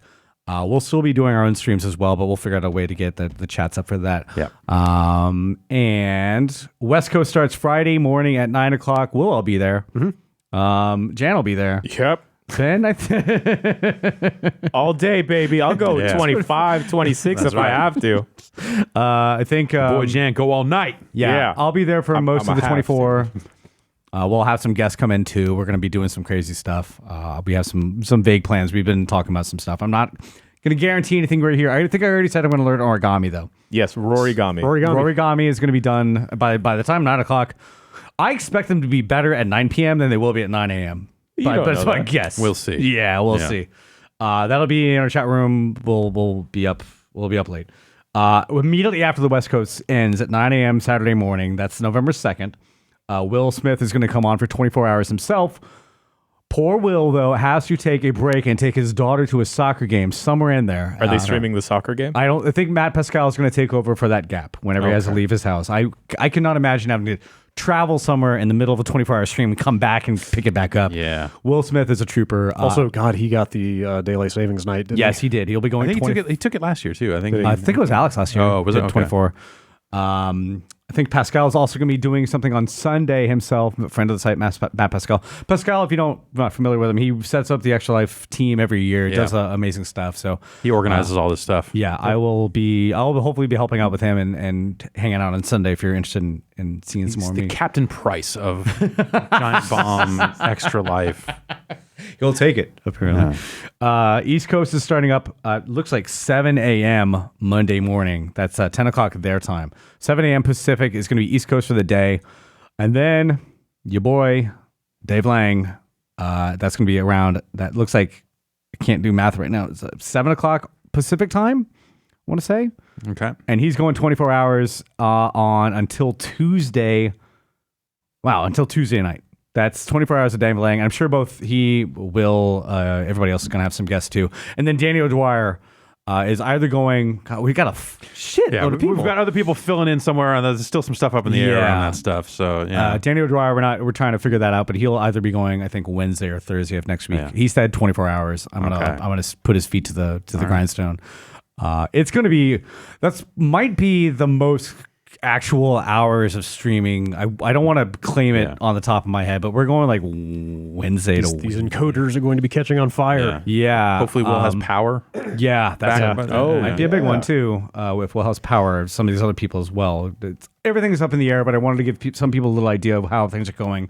I'm told, let me double check real quick before we start this, before I say it out loud. giantbob.com/ If you go to giantbomb.com/donate at any time, you will find our team. We're up to $30,949. We're looking to make $250, and I hope you all join us. It's going to be a lot of fun For the kids. For the kids. children. It was not fun around 8 o'clock last year in the morning, but it was eventually, I don't know if you all watched around 8 a.m. I was just like, tired, go home. And I took off like an hour early. I'm going to try my best to do the whole 24. I cannot believe you guys drink in the middle of the night. Oh, yeah. Oh, man. That's the only way to stay alive at that point. I was like Red Bull. I'm going to try to hold off on Red drinking. Bull for sure. I'm going to try to hold off on drinking until I think people got a load of Peak Rory on the GameSpot stream last week. But Oh, yeah. That was something else. yeah. Hey, I got my socks wet. Yeah. Yeah. Matt Padge. How did that happen? Yeah. It was like a donation goal. Donation incentive. None of the GameSpot people were like really jumping at the bit. Like, all right, I'll get my socks wet. I don't care. With what? Water. And I had to keep them on for a bit. I had fresh socks at my desk, which is why I volunteered. Ooh. GameSpot just wrapped up their stuff last year. They did a lot of good work. 72 hours for them. Yeah. And it was man, they were over in that chow kitchen for the most of it. But we'll have Smells funkier than normal in there. yeah. Hopefully I'll have a story up for some of this rough schedule, but we have a lot of stuff planned for Extra Life. Please do tune in. We'll figure out tomorrow because we are doing our streams as well as Drew's and Alexis's, but we'll announce more of this later. But it's going to be a busy weekend. I'll be switching streams. And we're gonna hopefully have some surprises in there, but we have a lot of cool stuff on the way. Potentially, you might win some things. Oh yeah, definitely. We're definitely gonna be giving some stuff away this year. I didn't do a great job last year we gave away some stuff, and I looked at my notes, my handwritten notes. At the end of the night, they were kind of illegible. Weird. It was crazy. Yeah. I'm gonna keep that track of all that stuff via I think a spreadsheet as we do. But yeah, we have some weird stuff to give away. I'm sorry, Brad. I tapped it. That's okay. You told me That's not fine. to. Point at the goddamn table. We have some samples that have never been made. We got some weird shit. We got some Prototypes. Prototypes, yes. John Error. Cena. That Prototype John Cena. while I'm here, Prototype. not to twist the things, but while I'm thinking of it, we do have 2 new shirts available for pre-order until the end of the day, 31st. So we got 2 more days for the Abby Burgle My Bananas art and the Alex drummer Jingo Ito. Junji Ito. Junji Ito. I had a really hard time Googling that. Also, the skateboard is still available for actual sale now. Hopefully, all the pre-order stuff should be kind of have shipped. Yeah. If your pre-order skateboard hasn't shipped, please email orders@socialimpress.com. That's all. That's a business update or Extra Life update. Terrific. Housekeeping. Yes. This podcast is just all over the place this week. I know. It's crazy. Sorry. You got to... No. It's fine. It's been a fucking wild time. That's right. Everything is on its head. Yeah. Everything's upside down right now. The only thing right side up is this break. Fucking A. We'll see you on the upside down, the flip-flop. We'll see you on the flip-flop. Made more sense in my head. We'll be right back.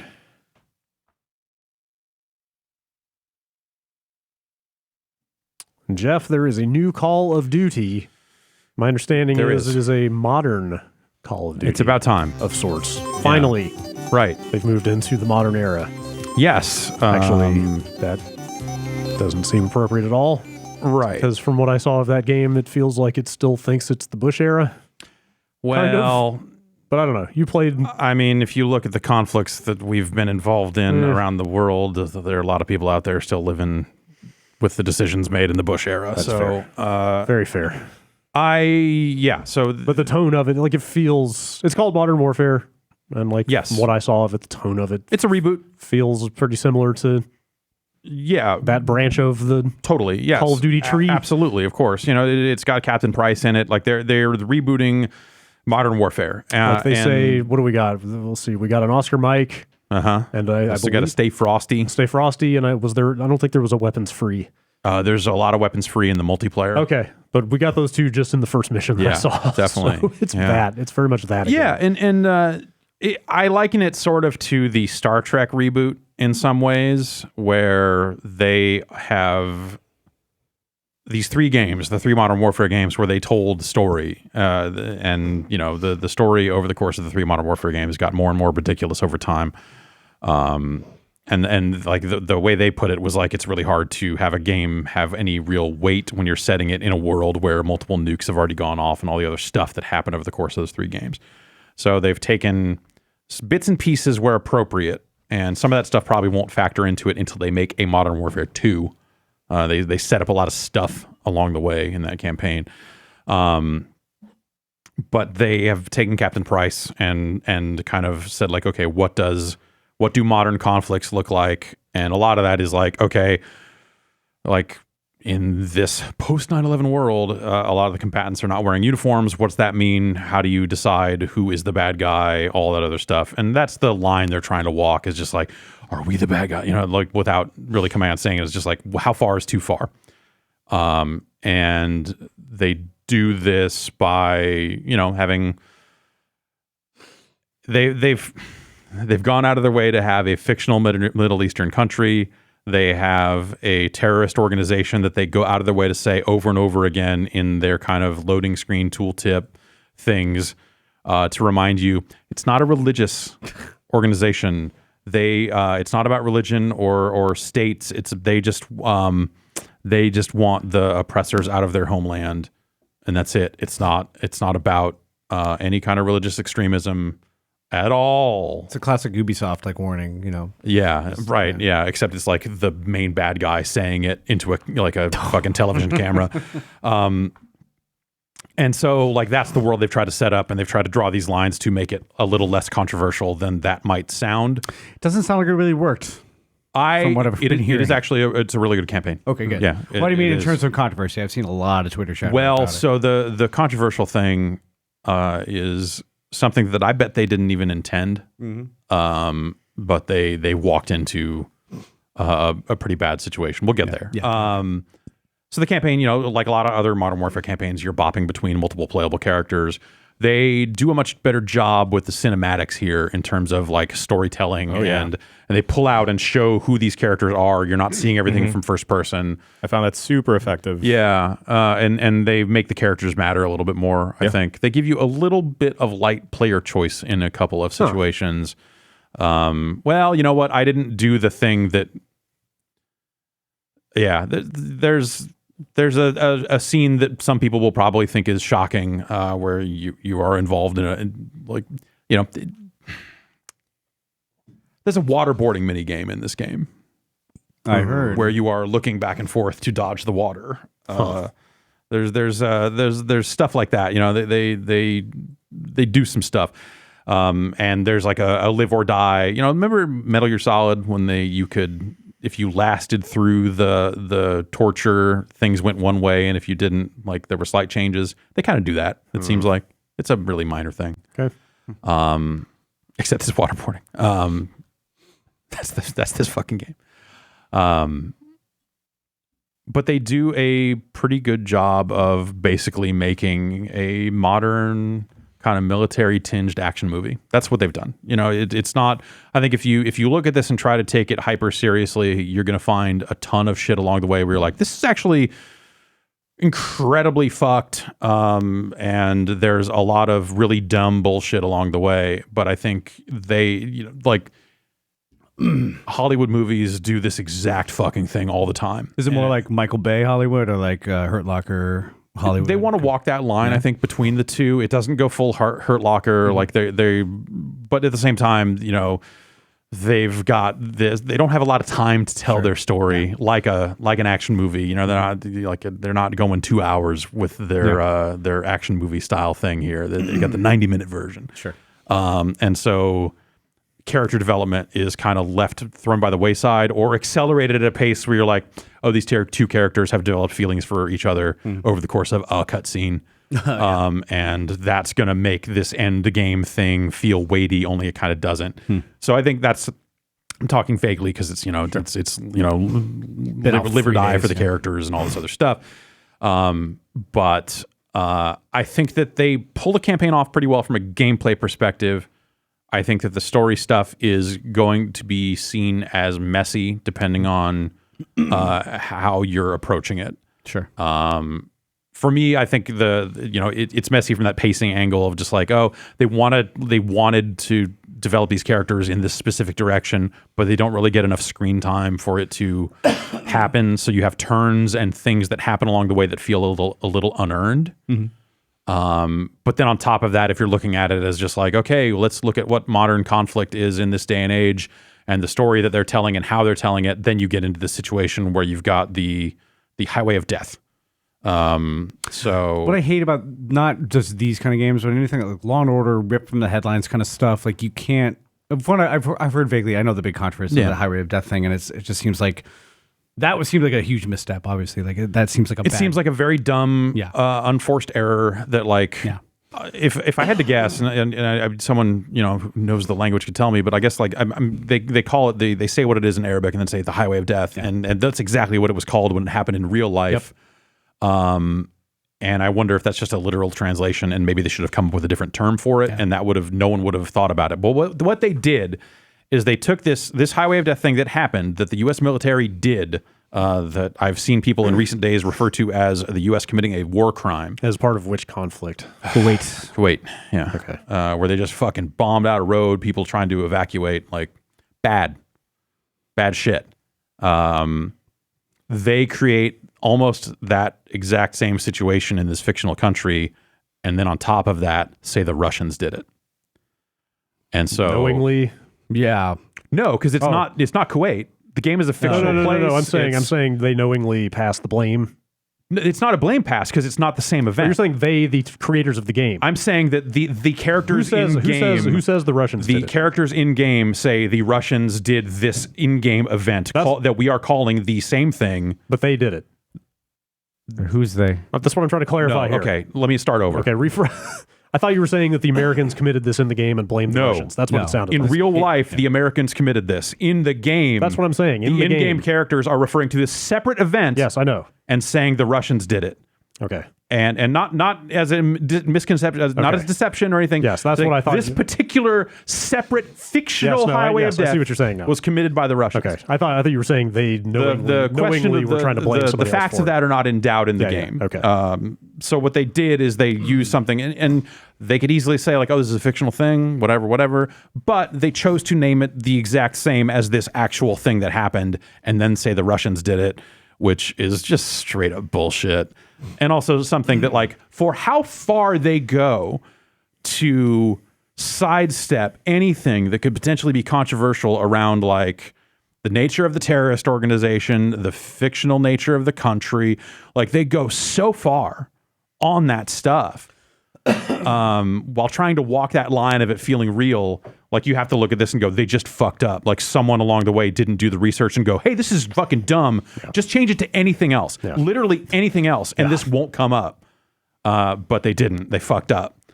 And that's stupid. For a game of this magnitude, for a game with this amount of budget behind it, that's a fucking terrible, dumb fucking mistake to make. And, people out there saying like, oh, they're being complicit in whitewashing this real event and muddying the waters on this, and the DOD, like people are, you see people going off into all kinds of crazy directions on that stuff. That I find pretty hard to believe. This thing that literally no one is talking about, this real world event in this day and age. Yeah. They didn't intend to drag it back up and then say the Russians, like that's ridiculous. But they fucked up. They really fucked up. They should not have fucked up in this way. Have they said anything about it? I don't think so. Yeah. Not that I've seen. Especially because like the rest of that game is like, it's not that, it's weighty into the way an action movie is. It's weighty in that fucked up things happen along the way and bad shit happens to characters and all that other stuff. But in terms of like the conflict and how it relates to real world politics and stuff like that, like I think you could very easily just look at it and go like, this is like an action movie. And, they are playing fast and loose with facts and the reality of real world conflicts, and they're pulling from reality where they want to, and writing new stuff whole cloth where that seems appropriate as well. Real world gear, the CIA, the FSB, all this sort of stuff comes up, but only in service of trying to make it seem real without being real, and I think that's a problem that a lot of fiction runs into, and I think they've run into it here. The highway of death thing, I think, is just a really like glaring point of that, of just like, you really fuck this up. And then along the way, like the other fuck ups are, not major like that. It is stuff where it's like, oh, like this is maybe like you've got scenes of torture in here the same way a lot of other, not actually a very different way than some of the other games in the franchise has. You've got hostage situations, and the story they're trying to tell is just like, how far will the good guys go to get what they need out of the terrorists, and that's the line they're trying to walk, which is, that's pretty well-worn territory in fiction. I don't think it's especially controversial other than the part where you're controlling it, and that gives you some choice over the proceedings. So you come out of this one sequence, and it seems like that there are some choices you can make. I need to go back and kind of play that bit again to see what happens if you could go full bad and shoot a lot of people that probably don't need shooting. You could probably shoot no one. And it seems like the story bit, there's a little cutscene after it that shows a little bit of the aftermath of it, and I bet that changes depending on what you do. And there's a bit of assessment from Captain Price on your performance there. So you're making like the line between good and bad, mate. And that's literally like the opening of the Piccadilly, the bombing of Piccadilly Circus that they showed pre-release or talked about pre-release. One of the playable characters is a character that's there, and he expresses frustration early on to Price, like right after that event, saying like, we had actionable fucking intel on these guys. They wouldn't let me go after him. With these rules of engagement, we're fucked. Like, how are we supposed to fight these guys? And then Price is just like, come with me, dog. And then from there, it's just like, we're the fucking black box crew that just fucks shit up to keep the world safe. Like, that's the story they're telling, is that we are this crew that gets out there and does the bad shit to prevent the bad guys from doing the worst shit, I guess. And, people are going to feel a type of way about that. I think there's a lot of fiction that deals in that sort of stuff. It doesn't necessarily phase me, but also it's a story that's kind of become as old as time, and you just look at it and go like, the world is a fucking kind of fucked place. They've got their flashback sequences and all that other stuff, and they seem to tie it into the idea that they would make another one of these, and that's where you start to see. That's why I make the Star Trek reference, because you start to see like things of like, oh, maybe they will get into the retelling of events that maybe already occurred in some of the previous games, and they can kind of rewrite that stuff at will because they've established this as a pretty separate universe. And I think that's interesting from a storytelling perspective and all that other stuff as well. You think they'll ever get back into the celebrity stuff, like the big AAA celebrity? No, they kind of got away from that in this. Okay. I don't think the last time they did it was Christopher Maloney the last one. Yeah, I think so. Kevin Spacey didn't. That was Black Ops 3. They have the biggest celebrity of them all, and then exactly. Somewhere else you to get go Chris from Maloney, but the game is bad, and then what do you do? There may have been some people in Infinite Warfare. I don't know. I think there were actually. Yeah, wasn't Spacey that one? No, that was a while ago. Yeah, they all they kind of blur together for me. For some reason, it's weird. Yeah, it's almost like they make one every year, and if you're not there playing every single one, and whatever, like people look at these games the same way people look at Madden, sure, where they're just like, oh, it doesn't change, just year in year out, which is fucking horse shit. I was being sarcastic. No, I know. I'm not like saying it, but I'm saying like the criticism that these games are the same every year, when they are literally replacing all of the maps and modes and all this other stuff. Like, yes, the gameplay is very similar. Sure. Like, you're not going to, also that gameplay is sold a zillion copies. So I get why they'd be reluctant to make too many changes. But anyway, whatever. The competitive multiplayer, I think, is really good this year. They've made smart changes to a lot of the stuff with that. Feels like the technical underpinnings are really improved too. Like the sound, the lights. Across the board graphically. Yeah. They've made really good changes. The sound is really good. Like weapon handling is like the way a gun is in your hands when you're up against a wall. Like the stuff they do with that is just better. First level of that campaign looks amazing. Yeah, totally. It looks really tremendous lighting effects and stuff like that. Like it's a really nice looking game. It's a dramatic step up in fidelity audiovisually than the previous games in the franchise. It's the sort of stuff you look at when you think like, oh, they're going to make a next gen Call of Duty. Like it's like they did all that stuff a year early. It's kind of weird. But it works. Like it's a really nice looking game. You've been playing on PC, right? Mostly, yeah. Played some PS4 as well. Yeah, takes advantage of all bells and whistles. It's got RTX support. For that sort of stuff. That's kind of a weird trade-off where you're like, okay, do I want HDR for this game? Like the whole point of the game is that there's a lot of darkness. There's some night vision stuff here and there. and lighting is a big deal, and HDR would be nice to have, but the ray tracing stuff is certainly cool, or can be cool as well. So that's kind of a weird. I guess it runs really well before I've heard like high frame rate 50. I mean, RTX is going to impact that obviously. But yeah, no, it runs at a high frame rate on my machine with that 2080 Ti in it and all that other stuff. Oh, you have 20. Okay, RTX is more like 2070. Do you flip that on or off depending on the frame rate kind of stuff? Right, we've got it turned on here, and the frame rate is fine. Okay. But there's a bunch of weird, like the on-screen effects on the PC here in the studio are super fucked up. Like I was there on UPF. If you haven't seen UPF of last week, there's some footage of it there. Some acting bad, real fun stuff too. Well, we'll get to that. The competitive multiplayer. So real quick, just about the campaign. Yeah. I'm guessing because you didn't mention it that the shooting is the shooting. The shooting is the shooting. It's what you think it is. Yeah, it's you're kind of on the go, going into missions with different equipment. You're doing the thing. They don't draw the follow button on screen, but if you ever get lost, you can tap a button to kind of get oriented and directed.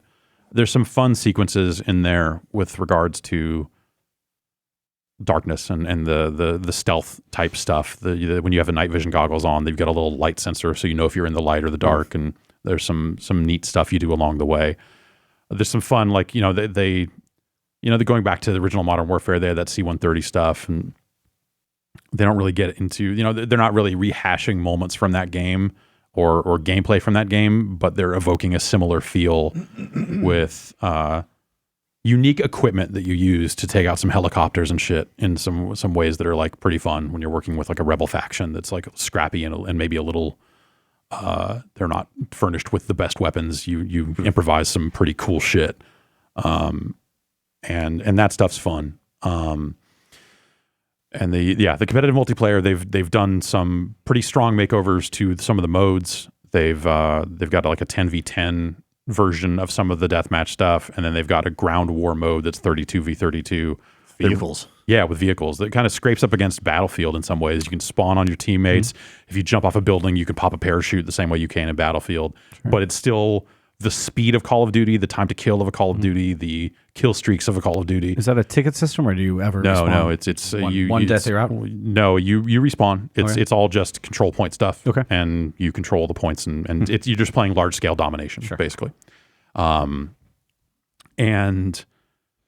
that mode ends up being really fun because it's fucking ridiculous. Yeah, I bet. At that size, with that airspace and the number of things being called in overhead and just all the bullshit happening all at once, it's fucking crazy. Is this still like class-based thing, or is it? You're building loadouts. You're selecting perks. They've redesigned that stuff in a way that I think is actually really smart. That is the thing that sometimes feels like they are changing it for change's sake. Sure. Where it's like, oh, how many attachments can you put on a gun, and how many perks can you get? Is there perk 1 greed? Is there this? Is there that? This system that they've hit upon actually, I think, is the smartest one they've done, and I would like to see them settle into something like this, where it's you pick 3 perks.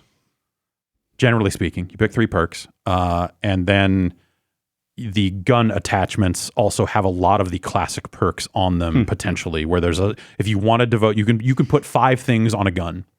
And there are a lot of different attachment points on a gun, whether it's like, okay, do you want a magazine upgrade? Do you want a scope? Do you want a suppressor? Do you want a tactical laser? Like you outfit that stuff on the gun, and you take the pros and cons that come with all those items, and it works out pretty well. And then also there's a perk slot on the gun. So if you want to have like 4 attachments plus, I want full metal jacket rounds that'll do extra damage to equipment and kill streaks or whatever, or sleight of hand, which was fast reloading. That's been a standard off the gun perk in previous games. So now it becomes like, oh, I want that on this specific gun in this specific loadout, and I think it's got a flexibility to it that's kind of cool. Cool. You still dropping a grenade when you die? No, they haven't had that. If you have a grenade, they've changed that from having the martyrdom perk. They got away from that years ago. Yeah, I haven't played in a long time. Where now it's like if you are cooking a grenade and you get shot, you drop it. Okay.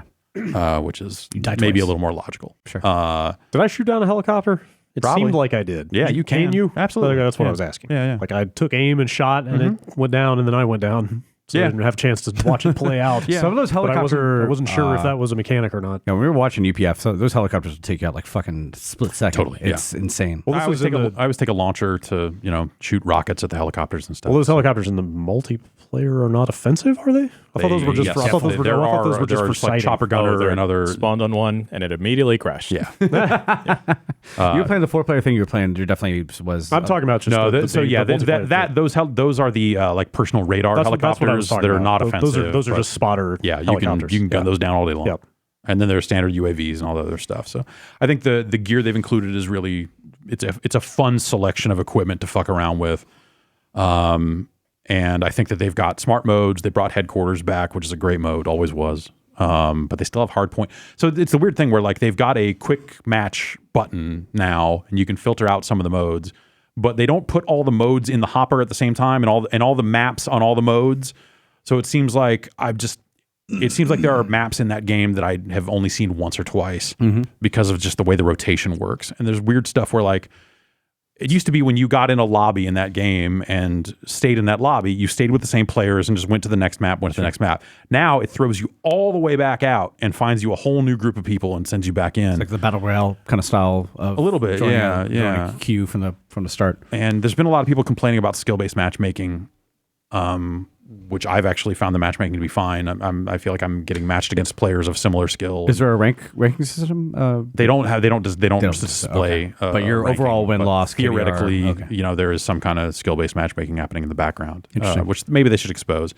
But generally speaking, I think the matchmaking has been fine. It's just a little weird that you don't ever stick with a party when you go into the next game. It's kind of what I expect from a FPS multiplayer thing. I like having those rounds where you kind of. I mean, obviously the 2v2 thing you're going to be. Yeah, I was going to say we should talk about gunfight. Yeah, that is the most interesting thing I've seen in a Call of Duty multiplayer. It's really neat. So they've got these handful of small maps. They pitched it as like kind of a fighting game sort of thing, which it's sort of kind of, but it's like 2v2 in a map that is basically one room. Yeah, it's one space. Longish, narrowish. With some obstacles, like some staircases and boxes to hide behind. Yeah, they've got like 5 of those maps, I think. Essentially one room with two people's, two teams of 2 at either end. Locked loadouts that rotate every round or every couple of rounds. Does everybody always have the same stuff? Okay. And everyone always has the same stuff. So you'll spawn one time, it'll be like, I've got a sniper rifle and a knife. And then this time I've got a shotgun. Yeah, we have like a shotgun and a revolver. Molotovs. And everyone has the same stuff.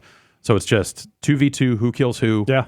And if time expires, a flag appears to try to create some overtime pressure. Yeah, but that never happened when we played. Yeah, I've won via the flag before, but yes. It seems like typically people are just gunning each other down. Totally. Yeah. So it seems a lot of it is really mental in that thing. Yeah, yes. It feels a little more like a where the maps almost feel like they have 3 lanes across them. Like it's like, are you going center? Are you going left? Are you going right? Dota. Totally a MOBA. But it's very much by eliminating so many variables from what you're doing, like it does allow you to strategize and focus. And it's 10 rounds, so it's like also you get to know your opponents over the course of time. Are they going to go right or left? That's 7. Or it's like, I think I'm not sure what the we played 10 rounds, but I'm not sure what the win. It was enough to get a feel for your opponents, which we used to be able to do on. Felt a little long though. Yeah, it did. I was okay with it. I came away from going like, I wouldn't want it to be any longer. And also that one went to is just about as far as it would go, right? It did. Yeah. But like Quake in the old days, Quake, you'd run out, you get to the kill max, you just start up the same thing with the same people. It's super fast, and again, just like you know what everybody's doing at all times, right? And even without my teammate's down and one of them is down, it's just me and the other guy. Like I know what I can do right now. But like they've got night versions of some of those maps, and I've yet to see them show up in matchmaking, which maybe special events or something. Or maybe they only show up in realism mode, which is a separate hopper that turns off all the HUD. Yeah, it's actually a really good. So they've always done hardcore, which is like team killing and no HUD and all this other stuff. You take more damage, right? Yeah, I think so. Yeah. Realism feels like it splits the difference there, where it's like, okay, we're gonna remove all the HUD stuff, but it's still basically kind of the same mode. It's not necessarily going to be you're gunning down all your teammates. You still get just enough. So it removes the mini map and all this other stuff. So you're focused more on what's happening on screen. Whereas I feel like in a lot of years I play Call of Duty by staring at, just like GTA, staring at the mini map. Sure. And they've changed a lot of that stuff too. It used to be the enemy, so the enemy dots would show up on the mini map whenever they fired their gun, and you'd get an exact position of where they are. Now you've got a radar at the top, and it just shows the direction that they are in. And maybe it glows a little brighter if they're closer or something like that, but you don't get that exact positioning the same way you used to. It feels like a smart way to like focus your attention on the actual screen where the game is happening. Sure. and I think it's actually a positive change. The one thing I'll say is like, I don't know if it's the map design and the weapons maybe a little bit are to blame here, but a lot of camping, a whole lot of sight lines that are just like, I'm going to fucking drop here and murder motherfuckers until someone sneaks up behind me and stabs me. And you think that's just map design? That there's I think that's too many corridors? I think that's a part of it. That Piccadilly map, you get that long bus corridor. Yeah. Oh God. Or you know, you can even kind of hang in one of the spawns in Domination and get a really good view of like point C into point B. And there's just a lot of sight lines that are a little ridiculous. You have some maps that are just like, they have a ton of windows. Yeah. And so you have a lot of people that'll just like hang out and snipe in the windows. You eventually get to a point where you're like, well, now when I'm sweeping this room or this area, I know to check the windows and check the second deck or whatever to see if there's anyone up there. I think that's an okay change. Overall, I'm having a really good time with the multiplayer. I think the stuff they've done is really good. The crossplay stuff seems to work really well. This is all 3 platforms? Yep. Yeah, okay. Yeah, Xbox, PS4, and PC can all play together. You create an Activision name. Activision friends list. I don't know why they didn't just use Battle.net. They have Battle.net. What I've always heard is that the relationship between Blizzard and Activision is never like they're one big company, but I wonder if they're just hedging their bets of like, hey, maybe just in case something happens with Battle.net in the future, or who knows what could possibly come to pass, but maybe it's a good idea to just build our own friends list. It's weird. Can you put your king name over from Candy Crush? I have hopefully. I don't know. No, and there's that co-op mode. Yes, the third mode is co-op, which seemed promising with what they said about it. They described it a lot like the Spec Ops mode of old, with stars and all this. Like there's text out there, Spec Ops back in the day, that make it sound a little bit like that. It is super not that. It is, and the real shameful. Well, one of the real shames of that mode is post credits of the campaign. It shows you the introductory cutscene for co-op, which you get the first time you go into co-op. It shows you this cutscene anyway, but it shows you that cutscene and it says the story continues in special ops, and the fuck it does. Like holy shit! So they've got a few different modes. Wait, are you being sarcastic, or does it really continue? It theoretically does. Like it is the next chapter, I guess. It is set after the events of that stuff. But there's no like story stuff at all. I mean, the cutscenes, dialogue. The secret is you shouldn't play it. Okay. As far as I can tell, there is one cutscene per operation, and there are 4. We played that mode for probably the better part of an hour on Friday. Yeah, and I don't think managed to really properly complete a mission the whole time. Fucked, man. Like even when it works, is the most broken thing I have seen in a Call of Duty game. Yeah, absolutely. Just missions glitching out, like not connecting us properly. I connected to you want to run into all sorts of. So it's a 4-player mode, and it'll give you objectives. The one I keep playing is the one that has a stadium and some jammers, and you got to go find these jammers, stand near them for a while, and then eventually more enemies spawn. And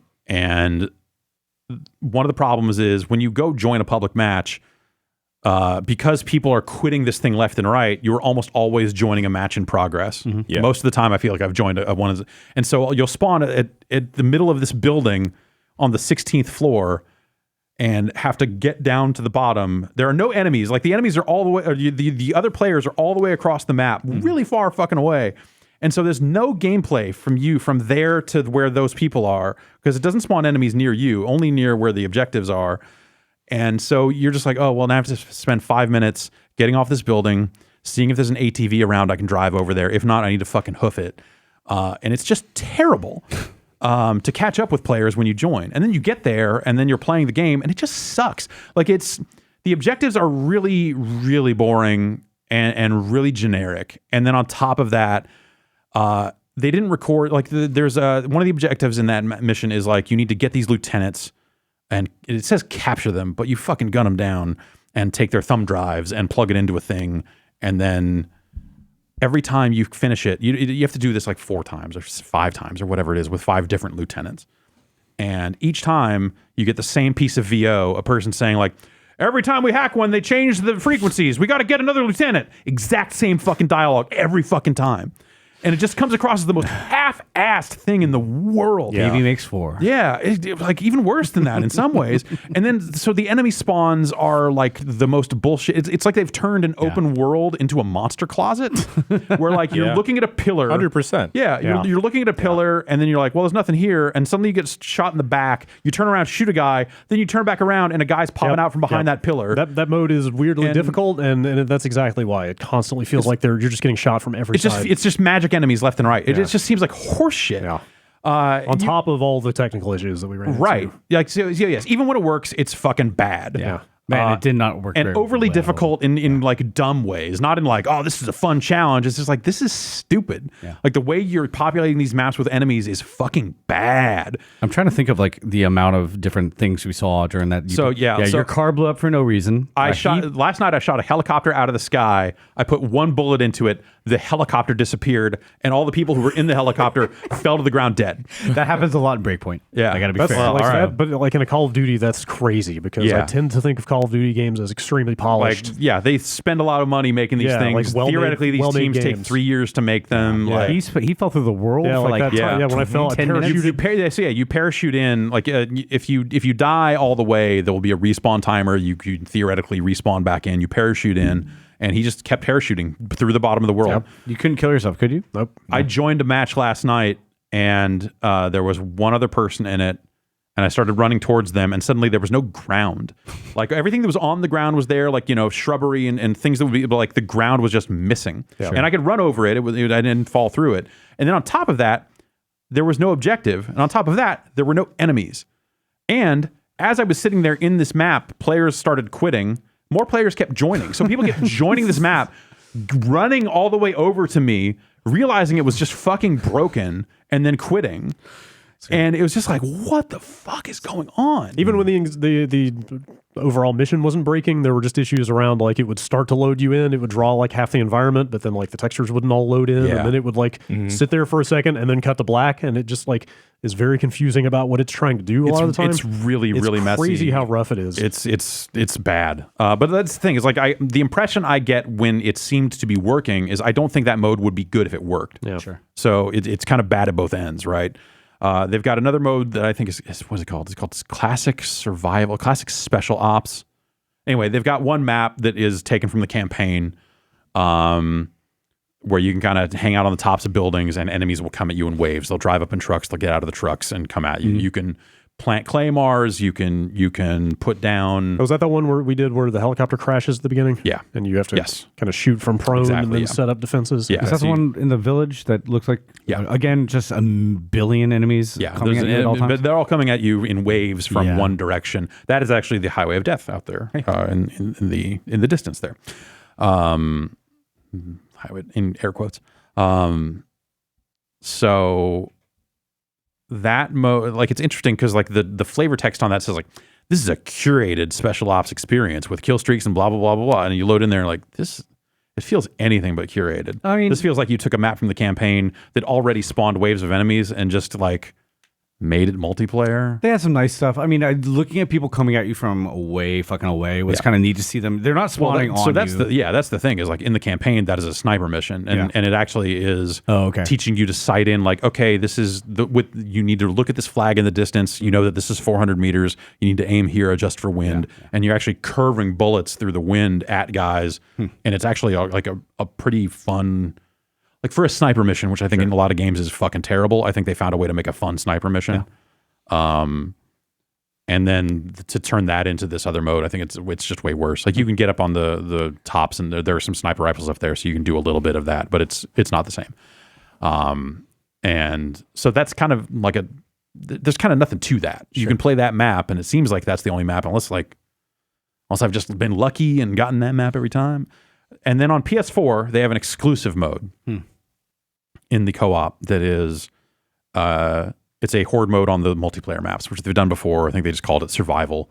It was, I think in Modern Warfare 3 they had it. It was like, instead of the zombies, we've got this, and it's this, you can, between rounds, you go buy kill streaks and go buy, you spend your currency to upgrade your guns and get kill streaks and get grenades the same way you might in a zombie map, but it's not you moving through the zombie map. It's just, you're in this multiplayer map and enemies keep coming 30 at a time, you know, every 5 minutes or whatever it is.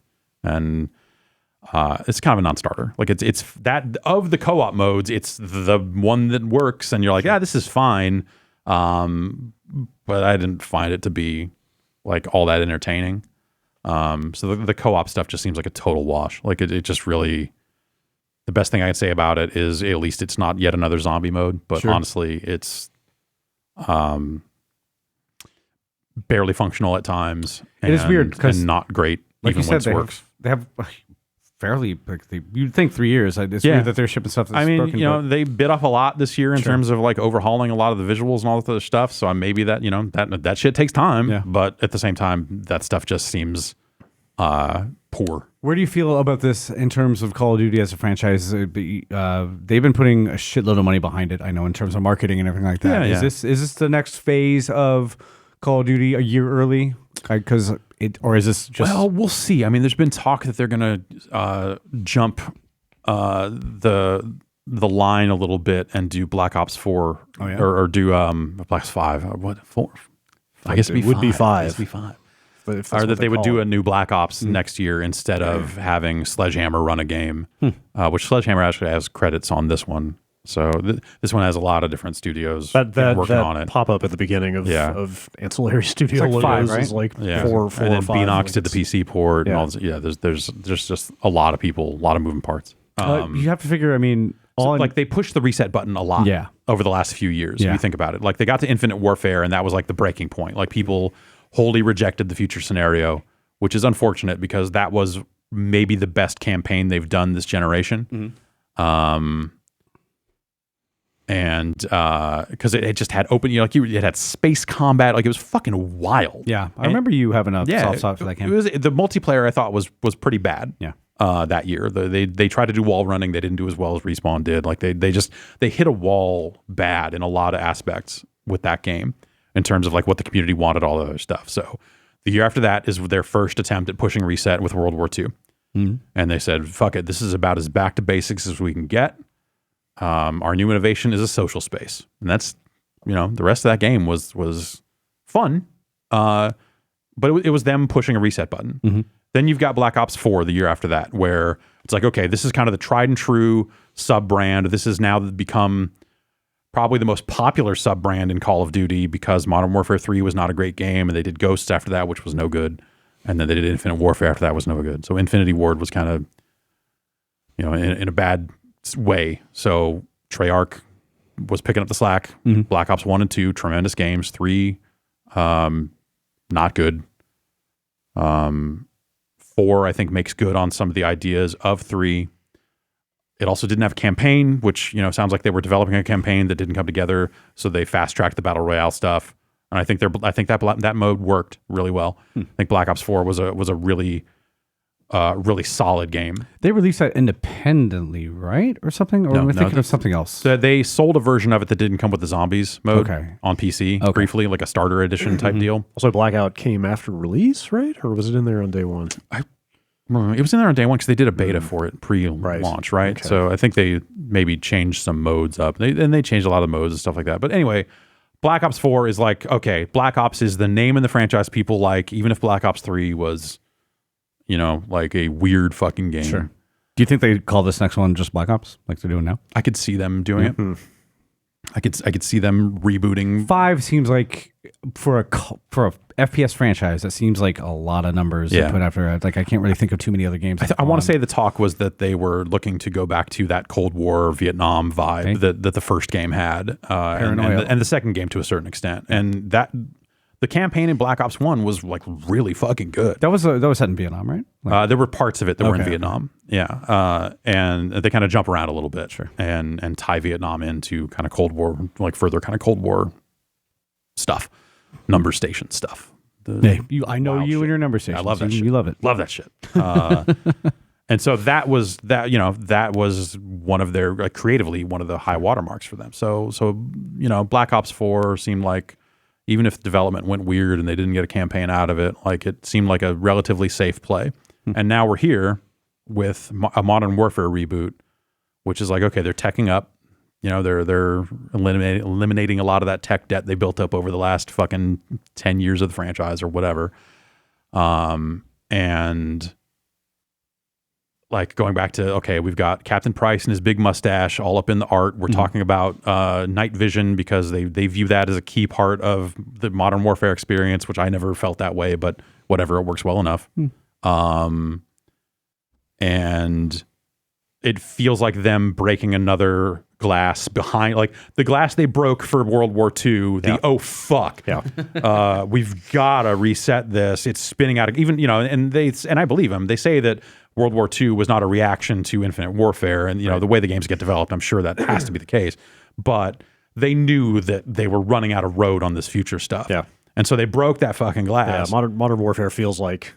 Modern Warfare feels like the glass behind the glass. That's the last one. Of like, and making another Black Ops this soon to try to usher in the new generation. Right. Feels like them trying to shore up whatever they can to keep people engaged. I mean, like on its face, rebooting Modern Warfare, like Call of Duty 4 was the landmark release in this franchise. Like it is by far revolutionized shooters on consoles. Absolutely. Like it's cast a huge, long fucking shadow. Like there can never be a Call of Duty as important to the franchise or to games as Call of Duty 4 was in terms of impact. Because PUBG was the ultimately, Fortnite, like whatever you want to say, like, that was the game that did to shooters what Call of Duty 4 did back in the day, right? Sure. I would even argue that maybe Call of Duty 4 was more impactful than those games. Like when you look at I think the way that it basically created a market. I think you're Well, I mean, I think if you look at the market that's been created by PUBG worldwide and Fortnite in North America, Fortnite is probably a different demographic, if that's how you want to define it. Yeah, like the Fortnite in a lot of ways is that generation's Call of Duty 4. Sure, I would say. But there was no mainstream shooter exactly at that scale. Yeah, before Call of Duty 4 on consoles, like the Halo games were there, but they were kind of a different thing. Yeah, and they were not, crucially, until Halo 3, they were not online games. Halo 2 was online. Did it? Halo 2 had Xbox Live. Did it have Xbox Live? Yeah. Yeah, you're right. But that stuff never caught on at that. Halo 2 was huge. For as much as the campaign in Halo 2 sucked and ended poorly, like Halo 2 was a pretty big deal. Yeah. Bungie would later go on to say that they kind of invented the console shooter, which I think is fucking nonsense. Like in the run-up, I think, to Destiny 1's release, there was some line that was just like, well, as the creators of come on. Halo 1 was a whole different ball of game, ball of whatever, compared to what came out before. In my GoldenEye. maybe invention, it's like Al Gore in the internet. Yeah. There's a significant upgrade between what came before Halo and Halo. Totally. Yeah. I'm not saying that Halo is like unimportant. I'm saying that like the way they invent is a strong one. The way they may not have used the word invent, but because it's been a long time, but they definitely positioned it as like, we made console shooters matter, and like I don't know that I necessarily agree with that. It's tough. That's arguable, I guess. But the main thing with Call of Duty 4 is that they reached a critical mass of mainstream popularity, and they defined a style of play for shooters that became like the de facto standard. Yeah, they defined a generation for a decade, 2 generations, right, of shooters, basically. So not to digress on that other stuff, but like when they go back and say we are rebooting Modern Warfare, like, they're going back to the king, Exactly. Like there is no more vaunted position in the Call of Duty pantheon than Modern Warfare. Like as much as you can say Black Ops like usurped it along the way, like Modern Warfare is still Modern Warfare. Hearts and minds, totally. The only catch is that I think the waters were muddy because of Modern Warfare Remastered. Sure. They went and they remade Call of Duty 4 for this generation of consoles, and then not that long after called a game Call of Duty Modern Warfare. Yeah. But I mean, just like kind of, I don't know. It's awkward, but whatever. Like that's a logistical thing that like you get over in 3 minutes. But just in terms of like reading the tea leaves on how they feel about their own franchise, like that, like if they're sitting there going like, we got to get some juice back into this aging franchise, like that is the move, right? But also like that's the move for Infinity Ward as well. When you think about Infinity Ward in this generation, the games that they made, Ghosts and Infinite Warfare. And I'll even say Modern Warfare 3, I don't think was a particularly great campaign. I think the way they wrapped up the story coming out of that was not great. They went back to the well one too many times. Modern Warfare 3 was ridiculous. If you played and finished the Modern Warfare 3 campaign, you would extra understand why they would not make a Modern Warfare 4. You know, you're just like, all right, fuck it. Like, you can't have this fucking slow motion fucking come up, knife throw, whatever, you know, like whatever horse shit they've done along the way. You can't just keep going back to that. So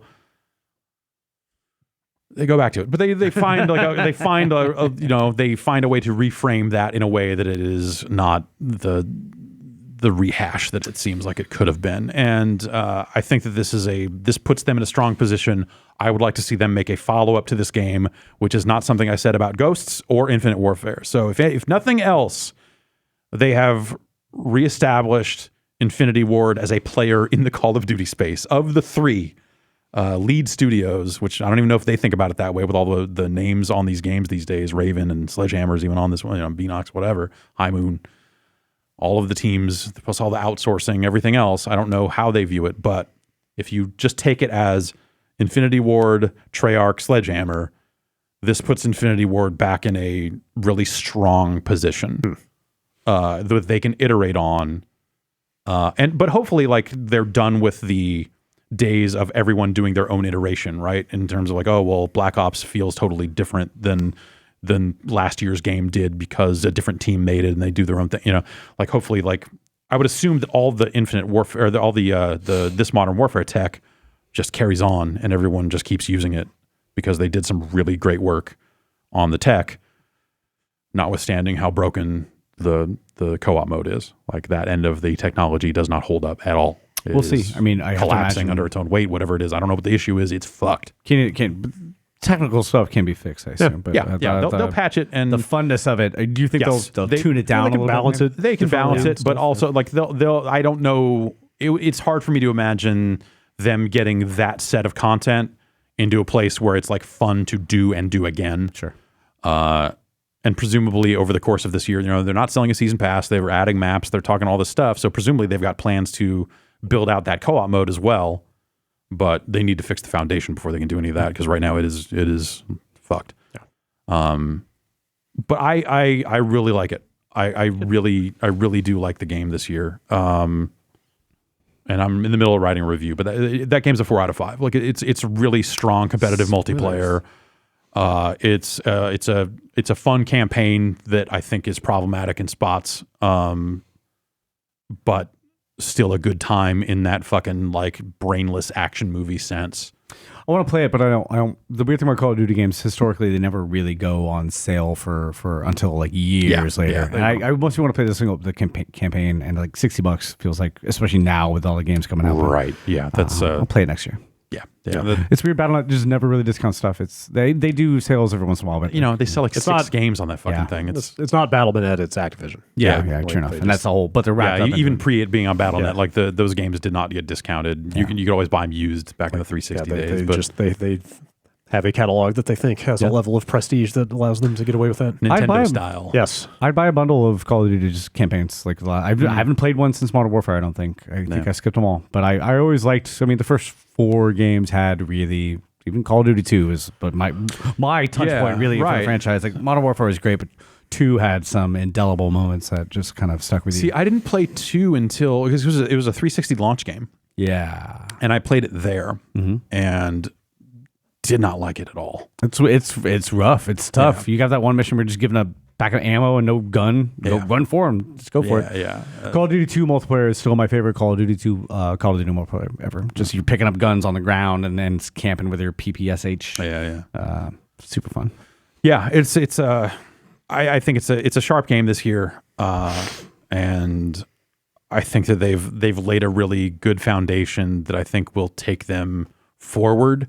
But at the same time, it's still hard to shake this feeling of just like, you know, Call of Duty is not what it was. And I think in a lot of ways, no big franchise is what it was anymore. Yeah. You know, like we look at Gears, we look at Halo, like the games that defined the previous generation and made them so about, like, you know, that made those like midnight launches and fucking they sold Halo at 7-Eleven. Yeah. Or tried to. And just like those big landmark tentpole crazy release moments for those franchises that made them feel it made gaming feel bigger than movies with the way that they put that stuff out. And now gaming is just kind of quietly bigger than movies or whatever. Sure. And or it's just a fact of life now. It's yeah, not. you download the game and whatever, and all those games now are free to play. Like, right. The biggest games now yeah. are games that and so these kids in grade school play by the tens or hundreds of millions, right, or whatever it is. Yeah, and it's hard to envision Call of Duty ever feeling as relevant as it once was in this day and age. Like, I think the game is really strong, and I think people that still like Call of Duty, I don't know, they will complain about it because that's what they do. So what you're saying is Call of Duty has prestige. Kind of, yeah, I guess so. On that note, Sure. Your words, not mine. I haven't unlocked any watches yet either. In multiplayer, there's a watch select. Jeez, I thought they were Are they real world brands? I don't think so. Okay. I don't know. I can't pick one. It's like, I think you can put different watches on your characters, which is hilarious. I was disappointed that's not unlocked out of the gate. I'm surprised to hear that it still hasn't opened. I would have thought finishing the campaign would have given me a watch. Yeah. What do they Fucking, do? I don't know. It's just cosmetic. I think it's because you see your arms on the gun. So I think it's literally just you customize what watch appears. Man, it faces inside, right? Always, yeah. Okay. If that's the military, I'm holding a gun. Watch has to face inside. NATO strap. Kind of thing. That's right. Totally. Yeah. Yeah. Call of Duty. Still exists. Jan, I heard you started the Outer Worlds. Oh man, I didn't know what to do with that. The power rerouting. Yeah. Like the very first big thing you have to do, and then I just feel like such an asshole the whole time. Yeah. Like every step I make of that game, whether it's like trying to shake people down for some money, to pay for their grave sites or someone else's grave sites. But I've never really played a Fallout game or like a New Vegas game. I think the closest I've ever gone to is like Skyrim, but that's very far removed from that. But when you were saying last week, Brad, that it reminded you of Mass Effect, that was enough to like draw me in. Yeah.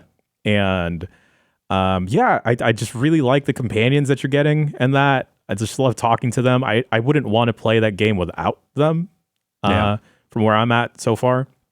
And I've grown really attached to the priest and the first lady get Parvati. Yeah. Parvati's great. She's great. Yeah. She's amazing. She totally influenced what I wound up doing with the power. Right.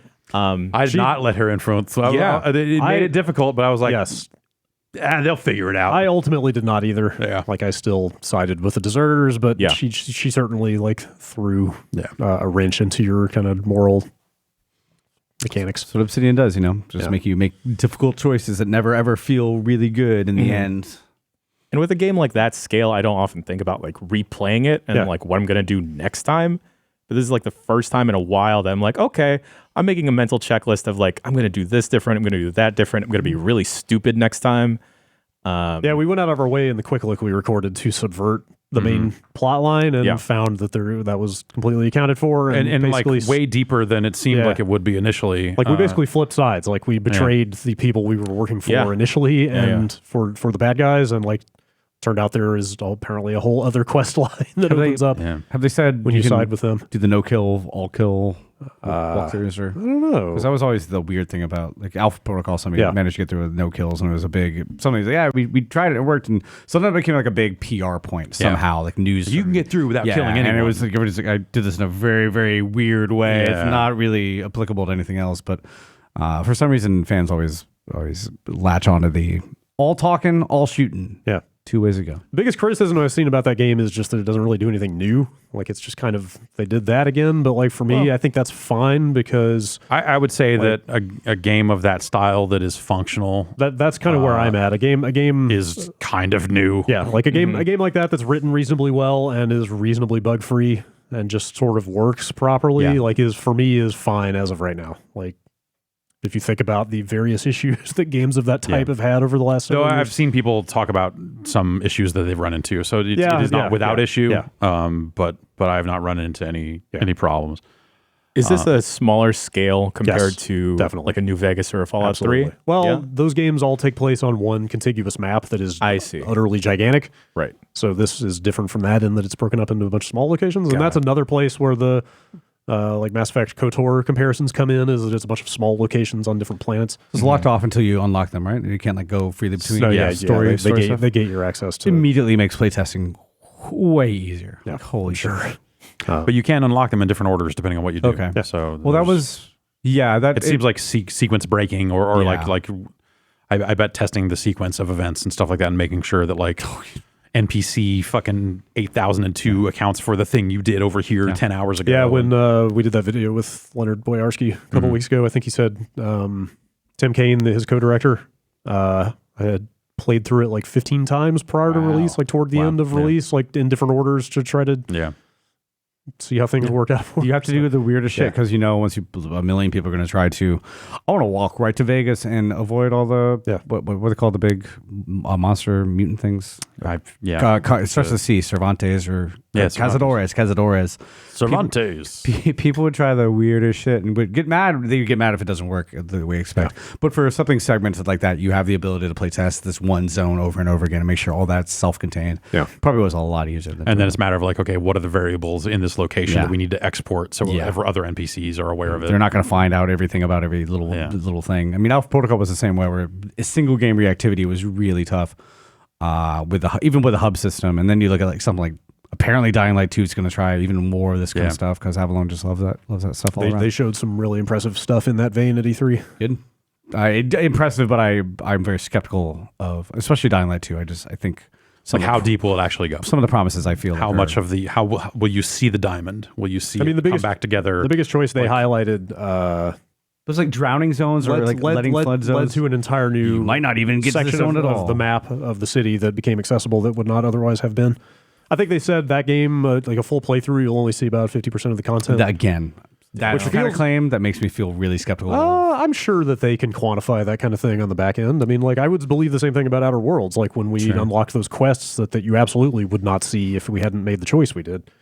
I bet that's not 50% of a game though. Maybe not. Yeah, but I could see it. Yeah, I could see that. I really want Dying Light 2 to be amazing. Yeah, reactivity is always like the thing about play through it again. Like how many people even play through? There are things the first Dying Light has done better than any game. The first person parkour in Melee, and they're putting in like Left 4 Dead weapons or the something. Nighttime. Yeah, they're adding. Yes, there's still content for Dying Light 1 coming out with 2 almost out. Crazy. Sorry, what were you saying though? I talked right over you. That's fine. Skill of mine. The time of day, the nighttime stuff. Yeah, in the game. no, it is the most like frightening, dangerous nighttime in a game that I've ever played. I never went outside at night unless it's terrifying. I had to. It is legitimately terrifying, and they incentivize it because everything earns you more XP at night. Even little, inconsequential actions give you more XP. Yeah, just by virtue of it being very dangerous to be out. Fun game. Yeah, I've not had time to go back to Outer Worlds over the last week. Yeah, I haven't either. I really want to get back to it. But yeah, it's I'm digging it a lot. Yeah, it's really good. Yes, it's making me want to dip my toes into the other bigger games. Yeah, too. I will say it has messed up my brunch plans because of the name. I was yelping. There's a place in the Bay Area called Outer Lands, but I kept typing in Outer Worlds. Okay. Yeah. And then I just missed the brunch window. Outside Lands? No. See, that's something completely different. Okay, Outer Lands. It also makes it very hard to look up guides because my Google was autocorrecting. Do you mean Outside Lands? Yeah. If you're not familiar with SF, do you mean Outer Wilds? The Outside Lands used to be the name of like Golden Gate Park and West when it was just the downtown part of the city. They would call everything else out west of like the beginning of the Panhandle. It was all dunes. Mm-hmm. So eventually they built out that way, but until then it was just unlivable. Like it was a huge beach, and that's the way they call it, the Outside Lands. A little factoid for the Bombcast. Thanks, Emperor Norton. Thanks. Hey. I too have not been able to play Outer Worlds since last week's podcast because I have played nothing but Death Stranding since then, which I mostly bring up because we can't talk about it. It's still under embargo, but I just wanted to mention that we will have stuff on that game this week. Yeah, we're gonna have some segmented out stuff just to, because of the nature of the embargo. Yeah, is such that things will be a little split up in some places. But we'll have something here, Alex. We'll have something out there. Mm-hmm. You want to dip into some of that on Extra Life, or? Are we allowed to at that point? We cannot. Okay, never mind. You're right. You're right. We can't. It's still a week out at that point. No worries. Yeah. So we will have some stuff. I push boundaries, man. But not all of our stuff this week on that game. Yeah. Need to play some more of that. Emails? Yeah. Yeah, absolutely. Let's read some emails. Fucking A, man. Bombcast@chimebomb.com. Hello. Fucking E, man. Yeah. No lie, the volume of email this week was at least triple what we usually get. Wow. Do I have to pull up the list? Was there a You should pending? probably pull up the list. Was there a I feel like we're gonna. trending theme or something? Is there any way you can show us the list? Because at some point this thing gets too unwieldy for us to. Yeah, I guess you could read it out, but that is hard to keep track of. Yeah. Well, I wasn't planning to get straight into that. Okay. I'll give you some time. Good. I attempted to sift through the billion emails about 80s songs. Maybe we need to say, hey, you need to have a subject line of this if you want to be considered, and then you can set up a filter. I mean, it's easy enough to search 80s and get all that stuff. Okay. The harder thing is filtering all those out and seeing the non-80s music emails. I saw someone saying that they thought that I Know What Boys Like by the Waitresses was the worst song of the 80s. And I was like, what the fuck is wrong with you? I tried not to read too many of these so we can react to them organically, but a lot of the ones I saw were objectionable. Wait, these people are emailing in candidates for the worst song of the year. Worst song of the 80s. All right. But, and we are going to rank them onto a list. Can I just go and say I don't like the 80s genre as a whole. Like, it's not something I really listen to. Is that a bold take in terms No, of... I don't think that's not a genre. I tend to agree, but it became one for a while. Like it definitely, like, you know, it's our 80s throwback station. Like 80s is a thing forever. Sure. The same way the 50s, like, that damn 50s music is. classic rock. Yeah. All right, let's get through a few other emails before we talk about that. Such as this one from Nick in Gladstone, Oregon. Colony Wars for the PS1 won't let me change the controls from inverted to non-inverted. Should I call the cops? Yeah, definitely. Call the G police and get them to fucking come out. Are the G police in that game? I'm in my head, it's the exact same universe. That's fair. That makes sense. What does the G stand for? Gangsta. I don't know. I don't know what G police stand. I don't know what the G and G police stands for. Yeah, Colony Wars was one of those games that like a lot of people talked about back then as like a space sim kind of thing. I thought it was an RTS kind of thing. Oh, no, that's a space. Okay. Although it's a little more arcadey than this. It is. Right? Yeah, it was an early PlayStation, like pre-analog stick days, right? In my mind, that game still looks amazing. Yeah. Even though I'm sure if I looked at it, it would look like garbage now. I have this mental image of Colony. Oh, yeah. It's like, oh, yeah, that's a great looking game. I'm going to play some Moon-based Commander on Extra Life. I'm going to go and say that right now. That game I remember fondly. Here's an email from Joshua, which is also... Oh, thank you. Here we go. Great. Right. Okay, we'll get everybody time to... All right. Let me go and put my old goggles on here. Email from Joshua, and when I was telling my girlfriend a little while back about the new consoles and how they're saying they're not going to have any load times, this was also the very first thing she brought up, so I guess it's something a lot of people are thinking about. With the next generation of Xbox and PlayStation both purporting to have little to no loading, does this mean the death of load screen text? How will we get our gameplay tips and small pieces of lore? The only solution I can conceive of is a return to robust instruction manuals. Or audio logs. I mean, you're going to see a lot of audio logs. More forced tutorial. Yeah, I want so. Like negative. I can think of multiple games in just the last handful of months where random loading screen tip that they had not gone out of their way to tell you made a huge, made a huge impact on the way I was playing the game. Yeah, everything about SSDs on PC, like you flash through a lot of those really quickly compared to consoles. Like those sometimes those loading screen. Well, like you said, they just need to get better about exposing the crucial information about playing the game. Have it fade over time from the loading screen into the game or something. I mean, half the time there may not be a screen to fade from. Well, I mean, look at what like Borderlands 3 does with their loading screens between. You can hear people talking to you before the loading screen is done. You're obviously there in the world. They're just covering up a texture load or something. But like again, though, like there literally may not be a full frame thing to look at. that is one of the pitches for PS5. Is like literally it's not that the load screen will be only on screen for a second and a half. It's like literally there will be no static image that constitutes. Like we'll see if that pans out, but that's what's going around right now. Yeah, like everything is just seamless. That's what they're saying. Yeah, don't bury crucial gameplay tips in deep layers of menus or load screen stuff. So, are there any examples of that? Because I mean, I can't think of any off the top of my head. Like most of the time, it's just kind of examples of what a loading screen tip that has been crucial that nobody is not replicated anywhere else. Like I can't think of any off the top of my head. It's mostly been you can fire your gun with the right trigger. There was one in the Outer Worlds that I didn't notice that if you're standing perfectly still and not shooting your gun in the slow-mo, like it doesn't drain the meter like basically at all. Okay. Like I didn't notice that. That's good to know. Yeah, you can Thanks, Brad. You can pop that and just kind of stand still and just survey and figure stuff out. without a lot of time pressure. It drains very slowly. Let's see. This email from Bob, subject line, Ask Jeeves. All right, I'm Jeeves. Pip pip, cheerio. Body is laser tag and esport. What do you think of me mustache? Laser tag? Really not what I imagine Jeeves sounding like. I haven't seen any laser Bravo tag. 06 going dog. It's definitely not. You know, there's a person pretending to be Price that plays laser tag religiously. Oh, absolutely. Yeah. Yeah. Same facial hair, same bucket hat. Yeah. Jeeves has the most posh British accent I can possibly imagine. Going back to the question though, is laser tag an esport? There's no E component to that at all. Dude, the thing has It's a batteries sport. in it. That's a sport. Batteries? That's an electronic sport. My favorite laser tag match ever was one where I just kind of ran towards the enemy goal and like shot. You have to shoot up to it. I just hid behind that little barricade they had there, and then the whole thing reset. I was still there, just shot up again like a couple times. Yeah, man. Like, everybody's like, "What the fuck?" I don't know. They never came back. I've never done organized laser tag. Do people generally like play seriously? It's Does anybody? Sometimes you end up in there with kids. you're gonna see a lot of kids. Yeah, I didn't get into a league, but I was hanging around with people who were, and Well, I guess they what took I it way more seriously. Yeah, I guess what I mean is like, do people go out when they're out?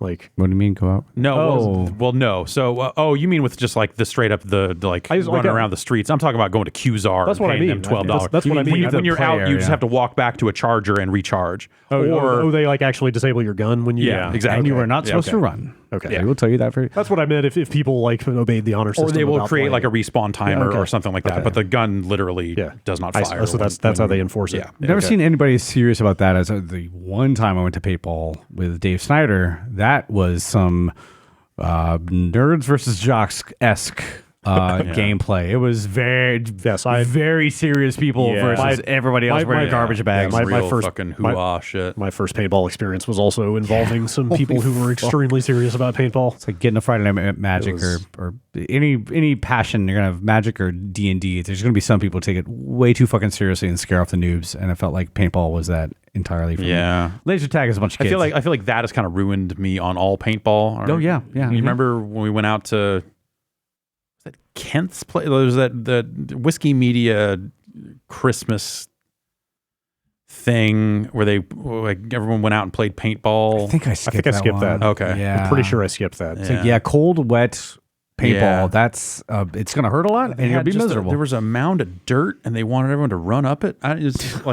We left. I think maybe I was reviewing a game that I had to. Okay. I feel like I remember. A great excuse. I was secretly thankful. Yeah. I didn't have to go. I remember being like taking it weirdly furious. I don't know. I don't like Christmas parties. The company party here every year. I'm just like, fuck this shit. I go for who has time? Couple free drinks and some food, and I leave by 8 before all the drama starts because it apparently just every year it's always you know Thursday night parties. And then it's like, here's a Christmas party. Don't bring anyone in your. Don't bring your spouse. Like, all right, I get the money part of it. It's fine. Of course. But like, should go back to like games group parties and just don't put it up the ladder like what we're doing. Just get $1,000 for beer. Take more than $1,000 to pay for those fucking parties, man. That just the damage alone. Where's the guy from?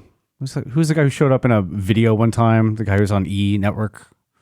Joel McHale? No, it was the other guy. Yeah, sorry, Seacrest, yeah. He worked here at one point. Yeah, back in the day. Came up for a video. Like, here's a celebrity guy who used to work at CNET, Ryan Seacrest, telling about how, like 5 minutes of like, I loved it there. How much CNET meant? He seemed very earnest about it. He wasn't even there though. He just showed up in the video. Yeah, it's nice. I'm not making fun of Ryan. That guy works hard, as far as I can tell.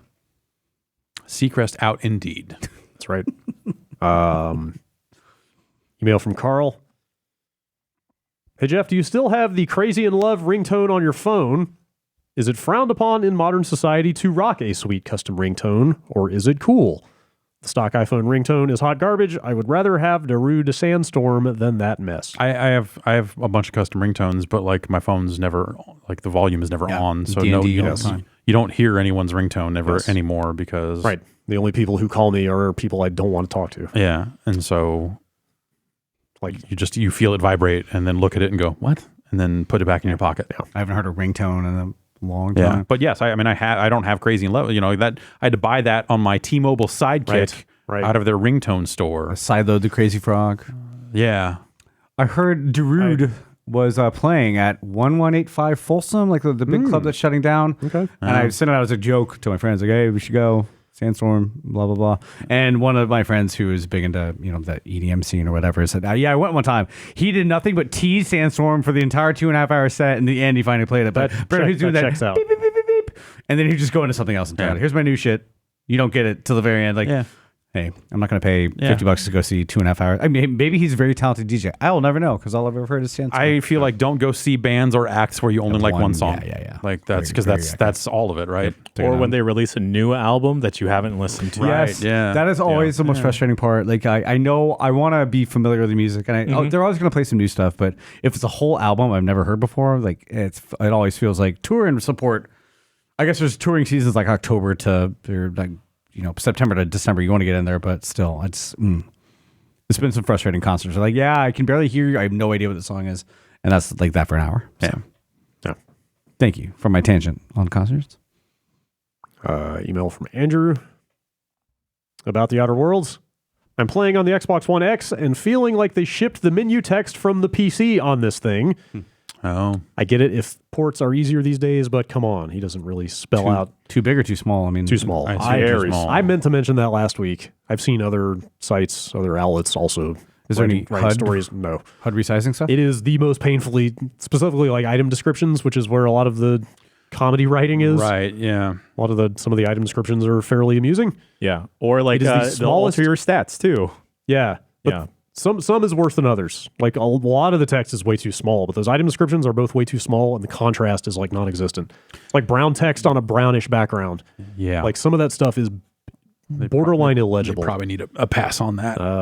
It's not the only size game. hasn't. I sit pretty close to my TV, I so think it you hasn't sit been an issue. closer Yeah. than most people, but Hell yeah. I'm like 8-10 feet away from a 55-inch TV, and it Yeah, is oh, way yeah. too small. Like it is painfully small.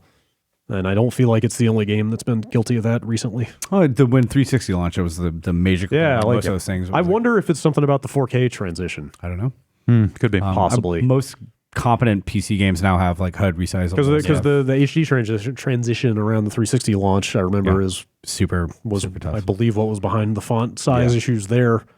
Like there's been a handful of games this year where like button prompts were so small I couldn't tell what they said. Wasn't Control have that problem too a little bit? I'm not sure. Forget. I can't remember which game I'm thinking of, but there's been games where I couldn't tell like which bumper they were referencing or like if it said L3 or R3, it's too small. Like I don't know what's causing the this. 360, the early 360 stuff was that they didn't account. They had to account for SD and HD, right? And so you had games that were unreadable in SD. Right, so I'm guessing I would think if they're doing the same for 4K and 1080 here, I guess it's possible. Yeah. I would assume that might have something to do with think it. it would just be readability. Yeah, I mean, don't know. the consoles now, especially the higher end ones, have the 1440, 1080. They have to have some scalability, this kind of stuff. I would think. I don't know what's behind it. I'm not a HUD designer, but it's been a recent problem. I'm sure it's really easy, driving me crazy for sure. Oh yeah, just flip a switch, just change a number and ship it. Gosh, I don't know how many more of these to do before we talk about a few 80s songs. Kel from Ohio. I was watching y'all play Burger Time on UPF, and I've always wanted to know, are the burgers big or is Peter Pepper very small? I'm going to say the burgers are big. Yeah. Really? Yes. I would go the opposite. Because that's the wish fulfillment, the fantasy of a gigantic That's hamburger. what video games are there for, is that type of fantasy. The idea of a hamburger bigger than you is... I want to live inside that hamburger. Based off that cinematic, the burgers got mad, so they grew in size to take revenge on Peter. Yeah. No. Do they want to be made, or do they not want to be a burger? Well, the food is rotten. The hot dogs grew to attack. Yeah, that's what. But they're rotten, so they come out the eggs and Mr. Pickle Chip, and so they're burger parts, but they don't want to be together. They want to be. They want to parts are not sentient. Okay.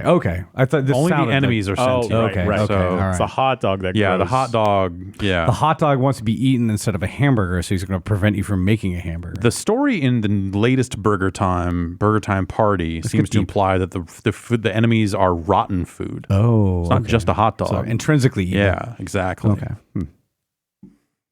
All right, let's do this. Put this off long enough. All right. We are going to continue to build the list of the worst song of the 1980s. And right now, of the 6 songs we have, Danger Zone is the worst song of the 1980s, according to our current list. I still feel good about that choice. With the bottom of the list being the best? Yeah. Yes, the as of best right song now. of the 80s is apparently Total Eclipse of the Heart. Yeah, I saw some people were getting mad last week that Total Eclipse of the Heart was on this list of the worst songs of the 80s, but I was like, currently dude, it's the best song of the 80s. Of the 6 songs we have ranked, it is the best. So congratulations to Bonnie Tyler. Technically, even like the best song of the 80s would still be on the list of worst song of the 80s because it goes on for it's every the song. least worst. That's right. As long as you're getting the rules clear. I'm going to read this one because this subject line kept catching my eye yesterday while I was going through emails from Joe in New Jersey. Centerfield by John Fogerty is the worst 80s song. It's really, really bad. Never heard of it. I don't like that song. Not familiar. I can't It's call the it to put me mind. in, coach. I'm ready to play. Yes. Oh. I play Centerfield. It sucks. Yeah. It sucks. Yeah, baseball Yeah. nostalgia song. It's like, I like- such a fucking. I like some Creedence here and there, but that doesn't even come close to clearing the bar. you know what? That might be like a number 2. I was gonna say I might think that's a worse song than Danger Zone. Yeah, I could get behind that. That was center field? Centerfield. One word? Yeah, I think it's Yeah. one word. I think Sports songs in general, Yeah, I feel like just yeah. don't do it for me. So for Casey at the bat, that's a good Center. one. The only thing Centerfield has that like the guitar, the riff is not terrible, but it's not. What's the whole Congratulations to Centerfield, the worst song of the 1980s currently. Coach, I'm ready to play today. Yeah, that's the one. Yeah, okay, that's it. Yeah, I can't. Fuck that song. This is terrible. Mike from Santa Ana. I saw a lot of people on Twitter. I saw a lot of people reacting to this and suggesting, like I said earlier about I Know What Boys Like, a tremendous song. Like just suggesting great songs as the worst song of the 80s. Yeah. I'm just like, man, fuck you. Yeah, All like right. I don't know if people are just trying to troll fuck is or wrong with subvert people? this process, or if people just have terrible taste in 80s music. I think it's both. Mike from Santa Ana says West End Girls and Karma Chameleon. You only get one. Yeah, I think you're. Oh, those both Well, I don't know by- how to- two of the most repetitive songs ever. He says. I can't co-sign that. Yeah, I got to give Boy George at least a little credit for Yeah, I don't bending some rules back in the day. I don't mind Karma Chameleon. Yeah, it's fine. Personally, Yeah. West End Girls, I'm not a huge fan. I like that song. Not familiar. It's all right. Yeah. All right. Where would you put West End Girls on this list, Shit, Brad? man. I actually just listened to that song like 2 weeks ago. All right. I do like West End Girls. Yeah, it's catchy. Yeah. Yeah, it's all right. Oh man, that's a tough one though. I feel like that's somewhere in the Wang Chung zone. yeah, That's somewhere around there. sure. Would you say it's better than Opposites Attract by Paul Abdul featuring MC Scat Cat? Opposites Attract is very bad. Do. Huh. So is it? I feel like does it go between? I feel like Opposites Attract is punching above its weight on this list, quite frankly. But MC Scat Cat has a fire verse here, fine. but his solo album did Fine. not deliver. fine. I'm gonna say, God, what song are we talking? West End Girls. West End Girls, is that the new number 5?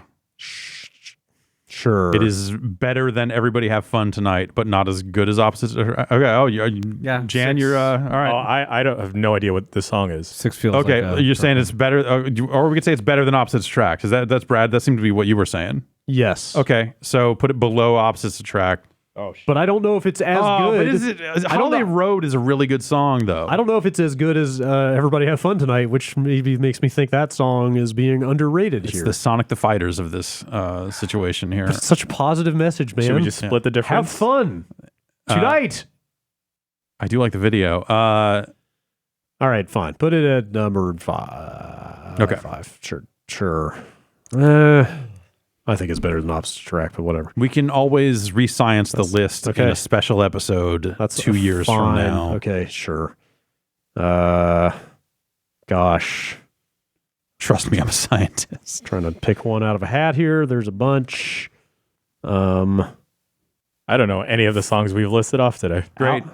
Alistair from Glasgow says Hello by Lionel Richie.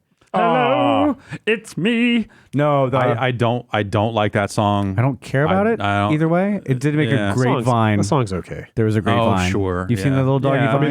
That song has taken on a life. They had memes all over the place. The video is in recent years poignant. People put it up on telephone poles like, hello. Yeah. Is it Yeah. you're looking for? Totally. I thought the Lionel Richie sculpture in the video I found it to be creepy. Yeah. Lionel Richie pushed some boundaries back in the day with those videos. Man, walking on the ceiling. I would say Hello is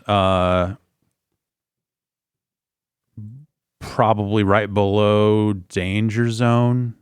In that so it is better than Danger Zone, not as good as Get Out of My Dreams, Get Into My Car. Get in the backseat, baby. That's where I'm at. I'd probably say it's better than that, but I'm not that invested. So, in the interest of... Well, I don't think it's better than Everybody Have Fun Tonight. Okay. No, I don't think I do either. Okay, so why don't we put it below Get Out of My Dreams? Okay, I'm fine with that. Okay. We're saying it's better than Get Out of My Dreams. Yes. Yeah? Okay. So it goes lower because we did the list this way because it's hilarious. Trust me. Here's one from Jen, which I think I happen to agree with. Walking on Sunshine by Katrina and the Waves. I hate it. I hate it with every fiber of my being. It makes me irrationally angry. I haven't even told my closest friends how much I hate this song because I know they would use it as a weapon. It feels weird that every song on here so far is like pretty much a positive anthem kind of thing, and everybody hates them so much. I feel like it's a different time, man. Every decade, this list would come out differently. No, 90s would all be like fucking grunge shit. Yeah. every time somebody proposes a song that I can envision being on like some like 80s calisthenics VHS. Or metal, I feel like if you were making a comp of fucking 80s pop hits, you would put this on there because it would be cheap to get and you just be like, whatever. Have we gotten, there's no hair metal or hair rocky No, yet no. either, Well, so I think gotten we there. started out saying this was like a pop list. I can't remember. Cherry pie. I don't remember how this started. I feel like it started out as pop music. Yeah, but I'm not sure. okay. If it was all 80s, we got some different stuff to go Yeah. I think that song is fine. I think it's catchy. It's got a little bop to it. But I see why someone would hate it. Yeah. Yeah, it's designed for like to be a prescription. I like the horns. Like this. I literally can't remember anything about it except for the title line in the chorus, and that's it. That's enough for me to say. Something. Oh, sure. Yeah, I hate the verse too. Okay, all right. It's like a number 3 or something. Okay, so you're thinking it is worse than Get Out of My Dreams? Yes. I would say I even put it at number 2. I don't know. I like a song you can like clap along to. I think it's fine. All right. Yeah. Okay. This makes me think of running out in the streets, opening up fire hydrants. Hell yeah. With my friends. On the beach, somehow. There's a fire hydrant on the beach. You Yeah. never know There's a fire beach hydrant there, fire. too. Yeah. So are we saying it the is horns are maybe really then the good. new number 4?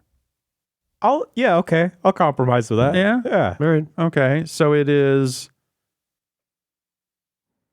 better than Get Out of My Dreams, Get in My Car, worse than Hello.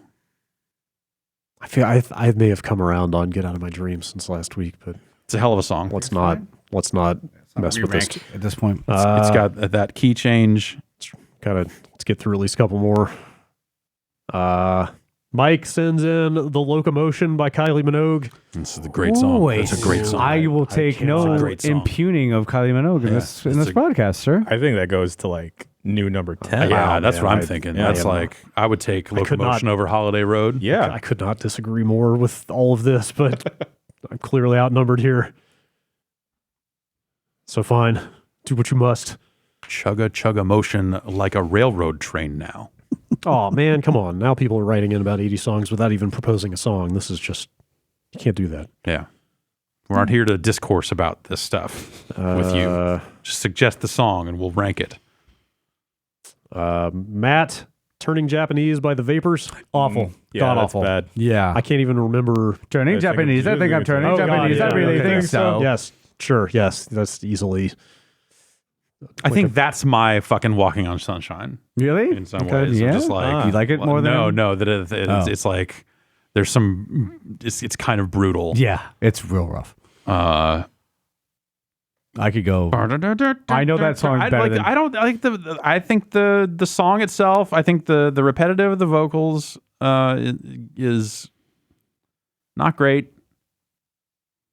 But I think the instrumentation is all right. I don't know, man. I would say that this is maybe like a new number 3. Judging by your reaction to how much y'all hated it, go along with that. I will compromise on that. I mean, I don't have any problem with Danger Zone myself. Because I think the song's all right. It's fine. It's just a weird fucking mid-'80s kind of Talking Heads weird bullshit. There's a lot of weird songs that kind of new wavy, like early alt into whatever that blurry line is. Will from Albany, New York says "Hungry Like the Wolf." Oh, that's a great song. I almost want to say no Duran Duran belongs in this list. Period. No. I'd say "Hungry Like the Wolf." I would probably. It's not even my favorite Duran Duran song. Is our new number 13. But yeah, it's like. Yeah, that's the best song suggested. Yeah, I'll take that. Yeah, totally. Like we should allow Wham, but not George Michael. It's like if I'm making rules up as we go, I can't think of a bad George Michael song. I don't know if people are just trying to seed this list with good songs. Then sure. I mean, you got to establish the parameters here, and you need to have good songs on the list too. That's true. Yeah. It's a bell curve of quality. Exactly. Not really. Not really. That's right. Oh, wow. Here's another That suggestion. sounds good to say. When you said it, I was like, yes. Here is another suggestion of center field. Wow. Multiple people. Yeah. Just proving that our fingers are on the pulse out there. There's a swell of anti-support for center field out there. Center field's defense, and I'm not defending it, I'm saying it's an optimistic song about America's pastime. You get the nostalgia part of it. It's like what Weezer was doing back in the day with, going back to Buddy Holly. Sure. It's a very unironic song, and that you appreciate that for something. Put me in ghost. Are there any good sports songs? I can't. I'm trying to think of. Oh, there's the one that goes, I'm playing back. There is an amazing. All right, yeah. Well, that's a good one. I wish it was a baller. Basketball Jones. Yeah. There is an excellent album called Sports. Okay. I'll buy it. All right. That also you does should not buy it. belong on this list. Also buy 4 while you're at it. Oh, there's a Space Jam song. Come on and slam and welcome to the jam. That's a good sports song. Sports song. Yeah. Okay. That counts. Steve, what about the NBA on NBC theme? The round ball rock. The Tesh song? That Tesh joint. God. You ever see him play that live? Yeah, it's ridiculous. People get fucking insane for that song. Holy shit. It's amazing. I enjoy watching him get insane for that song, and I don't even particularly like John a bunch of 6-year-old people in the audience going fucking nuts. Yeah, I heard that song one time. Woo! Steve proposes Madonna's "Like a Virgin." No, that's a good song. Really, I'm not a big fan. I'm also not a big fan, but I don't hate it, but I recognize don't that it's love an it. all right song. I look into it's these not things great. as like a cultural touchstone kind of thing. Like, hey, talking about abortion in a song in the 80s pop. Sure. Like, wow. Well, that's Papa Don't Preach. Oh, right. Yeah. Though, like a version is more sexual one. Yeah, touch me for the very first time. I don't like the hook in that. I just don't enjoy. It's a little listening annoying to the song. as vocal performance. Yes. Yeah. Now, if you want to talk about "Like a Prayer," then it's a very different conversation. Yeah. But what about? I feel like that song is. All right. It is. I'm going to say between 6 and 7. Yeah, it is. totally. I agree. It is totally better than Hello. Not as good as Everybody Have Fun Tonight. She has a million better songs. Yeah, totally middle of the road. Whatever. Like "Bitch I'm Madonna," for example. I don't know if you've heard that off not her most recent, but the album before that. Hey, her and Nicki Minaj. She's playing here for like 3 Diplo shows. did it. Diplo. I thought who got mad at her in the? I think it was I forget. Boring story. Yeah. Again, I have a hard time believing people could have these. This could be a legitimately held opinion. But Matt from Philadelphia says "Africa" by Toto is truly awful music. No, come on. Like the memification of that song has gone way. It has ruined it. That's and I too can much. see why someone would like the way that it is. It's it's catchy. But like the chorus is amazing in that song. Yeah, it's a great rhythm, great melody. My friend and I used to have this dream about we wanted to see a stripper dance to Africa. There's like that they're like because a lot of they will choose their own songs and wanted to see like what is the routine that you're coming up with to go with degree Africa. Of difficulty based on the song. Also, like how are you chopping that MP3 down to 1:30? You would do it. You would do an EDM remix, like a club remix of Africa. With the beats would have. To No. I need the original. I need it a certain way. You ever hear that club remix of the Sesame Street theme? I have heard. Yes, Now, I want Sesame that. Ease treat. That's good. That's good. I want to see a stripper dance to that. Yeah, sure. Yeah, let's all go to jail. There's one nearby. I'm just saying. There is. Can you do requests? My friend went on to become a DJ at such establishments. I don't know if he ever made that a reality, but I'm going to say Africa is a bottom 3 song on this list. Better than Locomotion. Easily. yeah. Okay. Yeah. I don't. Again, the fucking. You guys know about Toto's Africa? You put it on every jukebox and every bar I've ever. Yeah, been. man. All right. It's the, like It's not the fault of the song. it's not the fault of the song that people suck. I put it below Locomotion. They don't know when enough is enough. The third best song of I- the 80s according to this list. I like it better than Total Eclipse of the Heart, but that's just me. Every now and then. That video is really spooky. Alex says, "Wake me up before you go." Oh, I thought that song's kind of sweet. You wanted some Wham. I don't. Of all the Wham songs, I don't think that one's a bad one. That is a fucking super catchy song. Yeah, I like it fine. I find it kind of annoying. but I it's would just me. put it probably better than Locomotion. I would kind Wow. of. Yeah, it's up there for me. In terms of songs of Wham's that I like, Wham had what's the one the hotel one, the club Tropicana. Actually, I'm coming around on Wham now that I'm thinking about it. No problems with no issues with Wham. Club Tropicana, drinks are free. All right, Wham's off the table now. No, it should be on this list as a good song. Yeah. Do you think? I think it's better than Locomotion. I would probably take it between Locomotion and Africa personally. Sure, I'm down. Yeah. Down with that. Yeah. All right. Man, Wham. What a great band. Fucking A. Wow. Yeah. Okay. I like some George Michael songs. What's the but I full title of that song? Wake me up before you go. I don't know. Is the second "go" in the title? We I'm will not do a sure. pass on the list at some point to. Hook it up to the what's that old CD DB or whatever that Yeah. Glade. Well, now it's Music Brains. Music Brains is the open source. switch the Grace Note. Grace Note. Yeah, Yeah. every time you ripped a CD, you'd have to Yeah. hook it up to the internet. Make And sure then you got Grace your Note data. commercialized the data, and so now there have to be open source alternatives to it. I haven't ripped a CD in a while, so What are you doing? I don't know. This person who did not sign their email just sent in a cell phone pic of the Sirius XM display in their car Mm-hmm. Owned by CBS. that says, No, I don't think that's true. Bruce, I don't think that's true. Bruce Willis, respect yourself. Oh, are we getting celebrity time in here? Because Is that off the Return of Bruno? I don't know. I don't know. Did Bruce Willis put out an album in the 80s? He did the Return of Bruno. Was it Coming Right Up? I think was the single of that, and it's a truly terrible thing. Yikes. Bruce Willis's album is. I don't know that I put that off to the side. Yeah, because I don't think let's we not can put that on I this don't think, Yeah, I list. don't think we can. That's not, I don't know if that's eligible. Yeah, because I just don't know the song. I mean, I assume it's a. Would it be a cover of it? I don't have it. I'm afraid. I don't have we're it. opening up the floodgates to like afraid. Eddie Murphy songs and I'm stuff afraid like to that. ask. Hey, man, look, if someone wants to try to fucking say that Party All the Time is the worst song of the 80s, I got fucking... I got Rick right here in my left hand. I got James right here on the right, and we're going to fucking take care of some business. Oh, that song slaps so hard. Me and the Mary Jane girls are going to fucking solve some problems. Oh boy. They're legal now. In California. I remember the first time I heard that song, I Shazammed it, and I was like, what? This is Eddie Murphy? Eddie Murphy. And then I watched Shrek again. Yeah. How do you just voice that high? That'll happen. That Dolomite movie? Not Yeah. that great. I hear it's Really? great. See, Well, I'm not that great because Oh. it's like the first time I've seen Eddie Murphy in a very long time. Sure, yeah, So I yeah. thought it'd be like a huge return, but it's a good splash. I think I'm coming at it from the perspective of I really like Dolomite. Oh, and I really okay. want to see that story told in a weird way. And Eddie Murphy being in it as Dolomite is the thing of just like, oh, fucking great. Of course he is. Like, that's an inspired casting choice. From that perspective, then it's better than what I initially said then. That makes me wish that we had read the email that somebody sent in about a Shrek-themed fighting game called Shrekken. Oh, boy. There's already, well, it's not a fighting game. It's more of an arena fighter. Yeah. It's whatever Smash Brothers is. Yeah. Kids fighter, I think they call them. Right. Yeah. Right. Let's do 2 or 3 more of these real fast. Levi from Ohio. Walk Like an Egyptian. It's a solid single on a really good album. I'm indifferent. Different Light is a strong album. Is that a novelty song?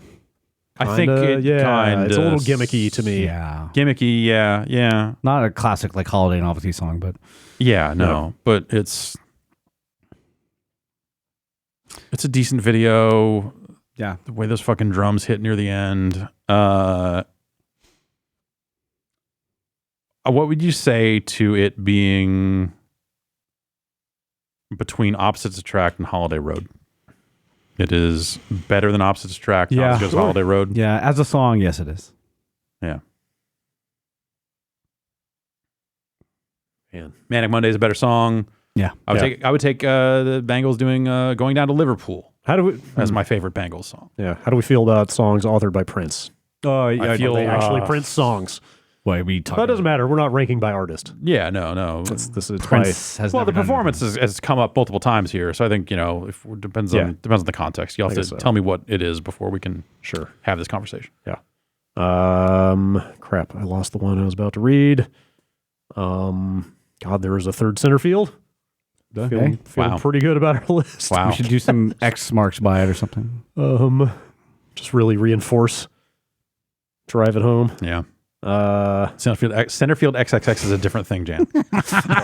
Sorry. Wow. Email from Sean. Lady in Red.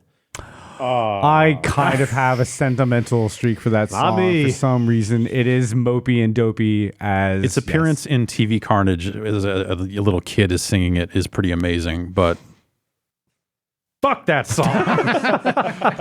Yeah, I'm not even remotely going to go to bat for that. Yeah, the actual original performance, that's. Is it worse than Center Field? That's the question I'm asking. Because I think it's number one or number two. Oh no, I don't think it's that bad. Really? Yeah, I don't. Oh man, I would. Ooh. I can see it at number two easily. Okay. Oh, okay. All right. I can see it at number. Fine, whatever.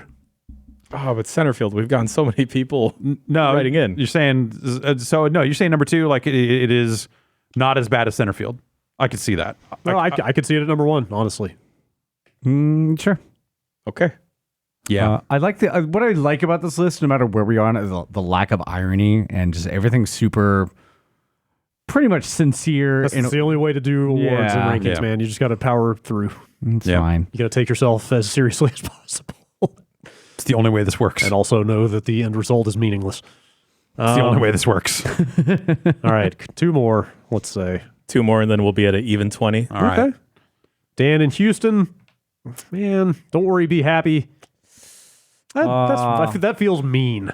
That is the epitome of sincerity and non-ironicness, and I think that song sucks so bad. It's not great. It's not so great. fucking bad. It's like that happy song from Pharrell, and I just want to dance, but just at some point you can go too far with the sincerity. It's just I think the performance sucks. I think I like his performance.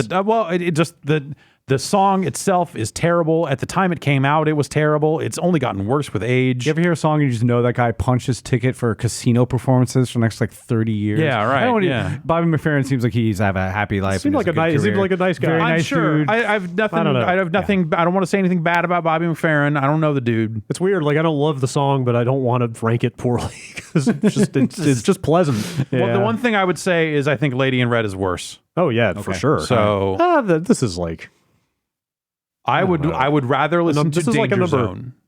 Well, I would too, but I also feel like maybe Turning Japanese should be higher. Because I feel like Danger Zone is better than that. I think we said we're gonna re-rank later on, so I think maybe we can come back. Just live with what we got, and discrepancies become glaring over time. All right, so this could go in at number 4 then for now. Let's say. So I think you said you want to hear Danger Zone more than. I would put it at number 3. Okay. Personally. All right. Yeah, but you didn't want to move to. I would too. That's what I'm saying. Okay. But then I also think that. All right. So we're saying Centerfield and Lady in Red are worse songs than Don't Worry, Be Happy. Sure. Which is something I'm not 100% sure I agree with, but I'll accept it. Well, as of right now, Jeff, don't worry, be happy. No, I refuse to be happy. You hit me right here. Don't worry though. Oh, fuck this. All right, we're done. You got to read it now. Eric from Cedar Rapids, Iowa. Kiss on My List, Hall & Oates. Fuck you. So that's a good song. It is not. That's an amazing song. That is not. Well, it is not even. it's not. It's like. It's not in my top 5 Hall & Oates songs. Maybe not top probably. 10 Hall & Oates. Yeah. But I almost want to say that Hall & Oates should not be on this list. Period. Scroll down, Jan. I'm sure This Hall & Oates song has some goes- bad stuff on it. So, but I'm not willing to like cut them off entirely. But most Hall & Oates, it is maybe my least favorite Hall & Oates song. Now that I think about it. But how does that one go? Your kiss, your kiss. Oh, okay. Is on my list. Is it better than Africa? But not better than Total Eclipse of the Heart is my question. I think it's worse than Africa as a song. Okay. Okay. I would say it's better than Wake Me Up Before You Go Go. Yes. most Definitely. So does it go slot in between Africa and Wake Me Up Before You Go Go? I would be okay with that. Okay. Yeah. What is the full name of that song? Kiss on My List. Kiss on My List. Okay. Congratulations to Hungry Like the Wolf, the best song of the 80s. It feels like every editor should have like one artist that's off the table, like for the 80s. This list, the worst song ever, like I don't know, Huey Lewis and the News should not. There are some pretty fucking terrible. but they're Huey also Lewis like my songs. emblematic 80s band for some Yeah. reason because the Back to the Future soundtrack was Yeah, so that's the fucking thing. That's the thing. I don't remember any bad Huey Lewis Jacob's songs. Ladder off of 4. I think it was on 4. Huh. The album After Sports. Fucking terrible. They're coming back. They're putting out their first new album in like 20 years. Apparently, Alright. he had really bad throat stuff. He could barely talk. something going on. Couldn't sing for a while, so I had to cancel his whole tour. So, Huey Lewis, we're rooting for you. That's right. Yeah. Where am I looking? Always. All right. Look at Coit Tower Heaven. and just assume that he's there. All right. All right. That's. We could just probably sit here all day doing this, but Yeah. we should probably stop. Okay. I got work to do. Somebody just sent in a Huey Lewis song, so we got to get out of here. Okay. Yeah, they're live, real time email updates. Yeah. Thanks everybody for writing in with this Yeah. new nightmare. What do I got coming up this week? I mentioned You'll get all the Extra Lives coming Extra Lives up. coming up And- starting Extra tomorrow. Life. Coming And in. I guess I assume there'll be some Death Stranding stuff on the website this week. Yes, we will have some of that. Yeah. If you missed it earlier in the podcast, we also have 2 new shirts available for pre-order only until last 2 days. Skateboards on sale now. Extra Life will be all weekend long. It's going to be A lot of time. Yeah, be for the fun. kids. We got to put a stack of stuff together. Join play. Alexis and Drew tomorrow. Any requests for stuff people want to see, please send them in. Sure. We've got 24 hours to fill. What would be the best way for them to send something into you? Twitter, I guess. We can make. Well, I'll make an official giant bomb Or request for- PM on the site. Or, Sure, PM on the site. Yeah. Brad. All right. Yeah, we'll figure out some way to communicate this ahead of time. Yeah, I have a big long list of We'll stuff. I wanna probably hit. take a look at the BlizzCon keynote, but other than Yeah. that, we just need to get a bunch of games together. And then I originally had a notion of doing an after show this week. Ben is still out. He'll be back next week, but I am gonna go. This is You got the other day shit with- going This is on, the day yeah. with fire stuff, and so I just want to be around. It seems unlikely that anything will come to our area in a real way, but it's just been Yeah. the information quality has been so fucking low that We I woke should up Be, Yeah. So I should be Sunday where the baby is. was your Sunday super windy because I remember it was like 50 miles. Saturday night it started like And it then- was like I have a big old tree and I was just Yeah. looking at it Yeah. and wondering like wonder how much it would cost me when that falls on someone else's house. We were looking at a tree in our backyard too because it was definitely one of those things that could snap off branches. But then Monday morning, 1 a.m., we woke up and we thought something was on fire next door because the smell had permeated our entire house. It was just sitting on top of our house. Yeah. Could barely breathe. They took an inhaler, albuterol thing, and just tried to get back to sleep. But that was I think that smelled worse Monday morning at like 1 a.m. than it did the entire time for the fires a couple years ago. Yeah. It was just super weird and did not. I'm sure it's way worse for you being up there. It is and it isn't. Yeah. It's like we're in this weird zone where the smoke has been. The smoke actually I think is probably worse here than it has been up there, been coming just because down. the way the wind is gone. But yeah, it's just chaos around there. So Take care of your family. Do your stuff. It's I'm gonna go do that and try and finish a Modern Warfare review. Cool. To get some text up there along with what we. Yep. what if we you're said today. So yeah. interested in more fun Bombcast content, we also have giant Bombcast clips and giant Beastcast clips live on YouTube right now. We're doing little smaller edits of everything. Itemize your lifestyle. Yeah. Itemize your items. Want to hear some more about 80s stuff? Yeah. We'll be on there. Cool. All right. Yeah. Well, we'll be back later in the week. We got some other videos of other games to record too. But, Hell yeah. But Death Stranding and Extra Life stuff coming up at the end of the week. So stay tuned for it. Yeah. See you next week. Bye. Thanks.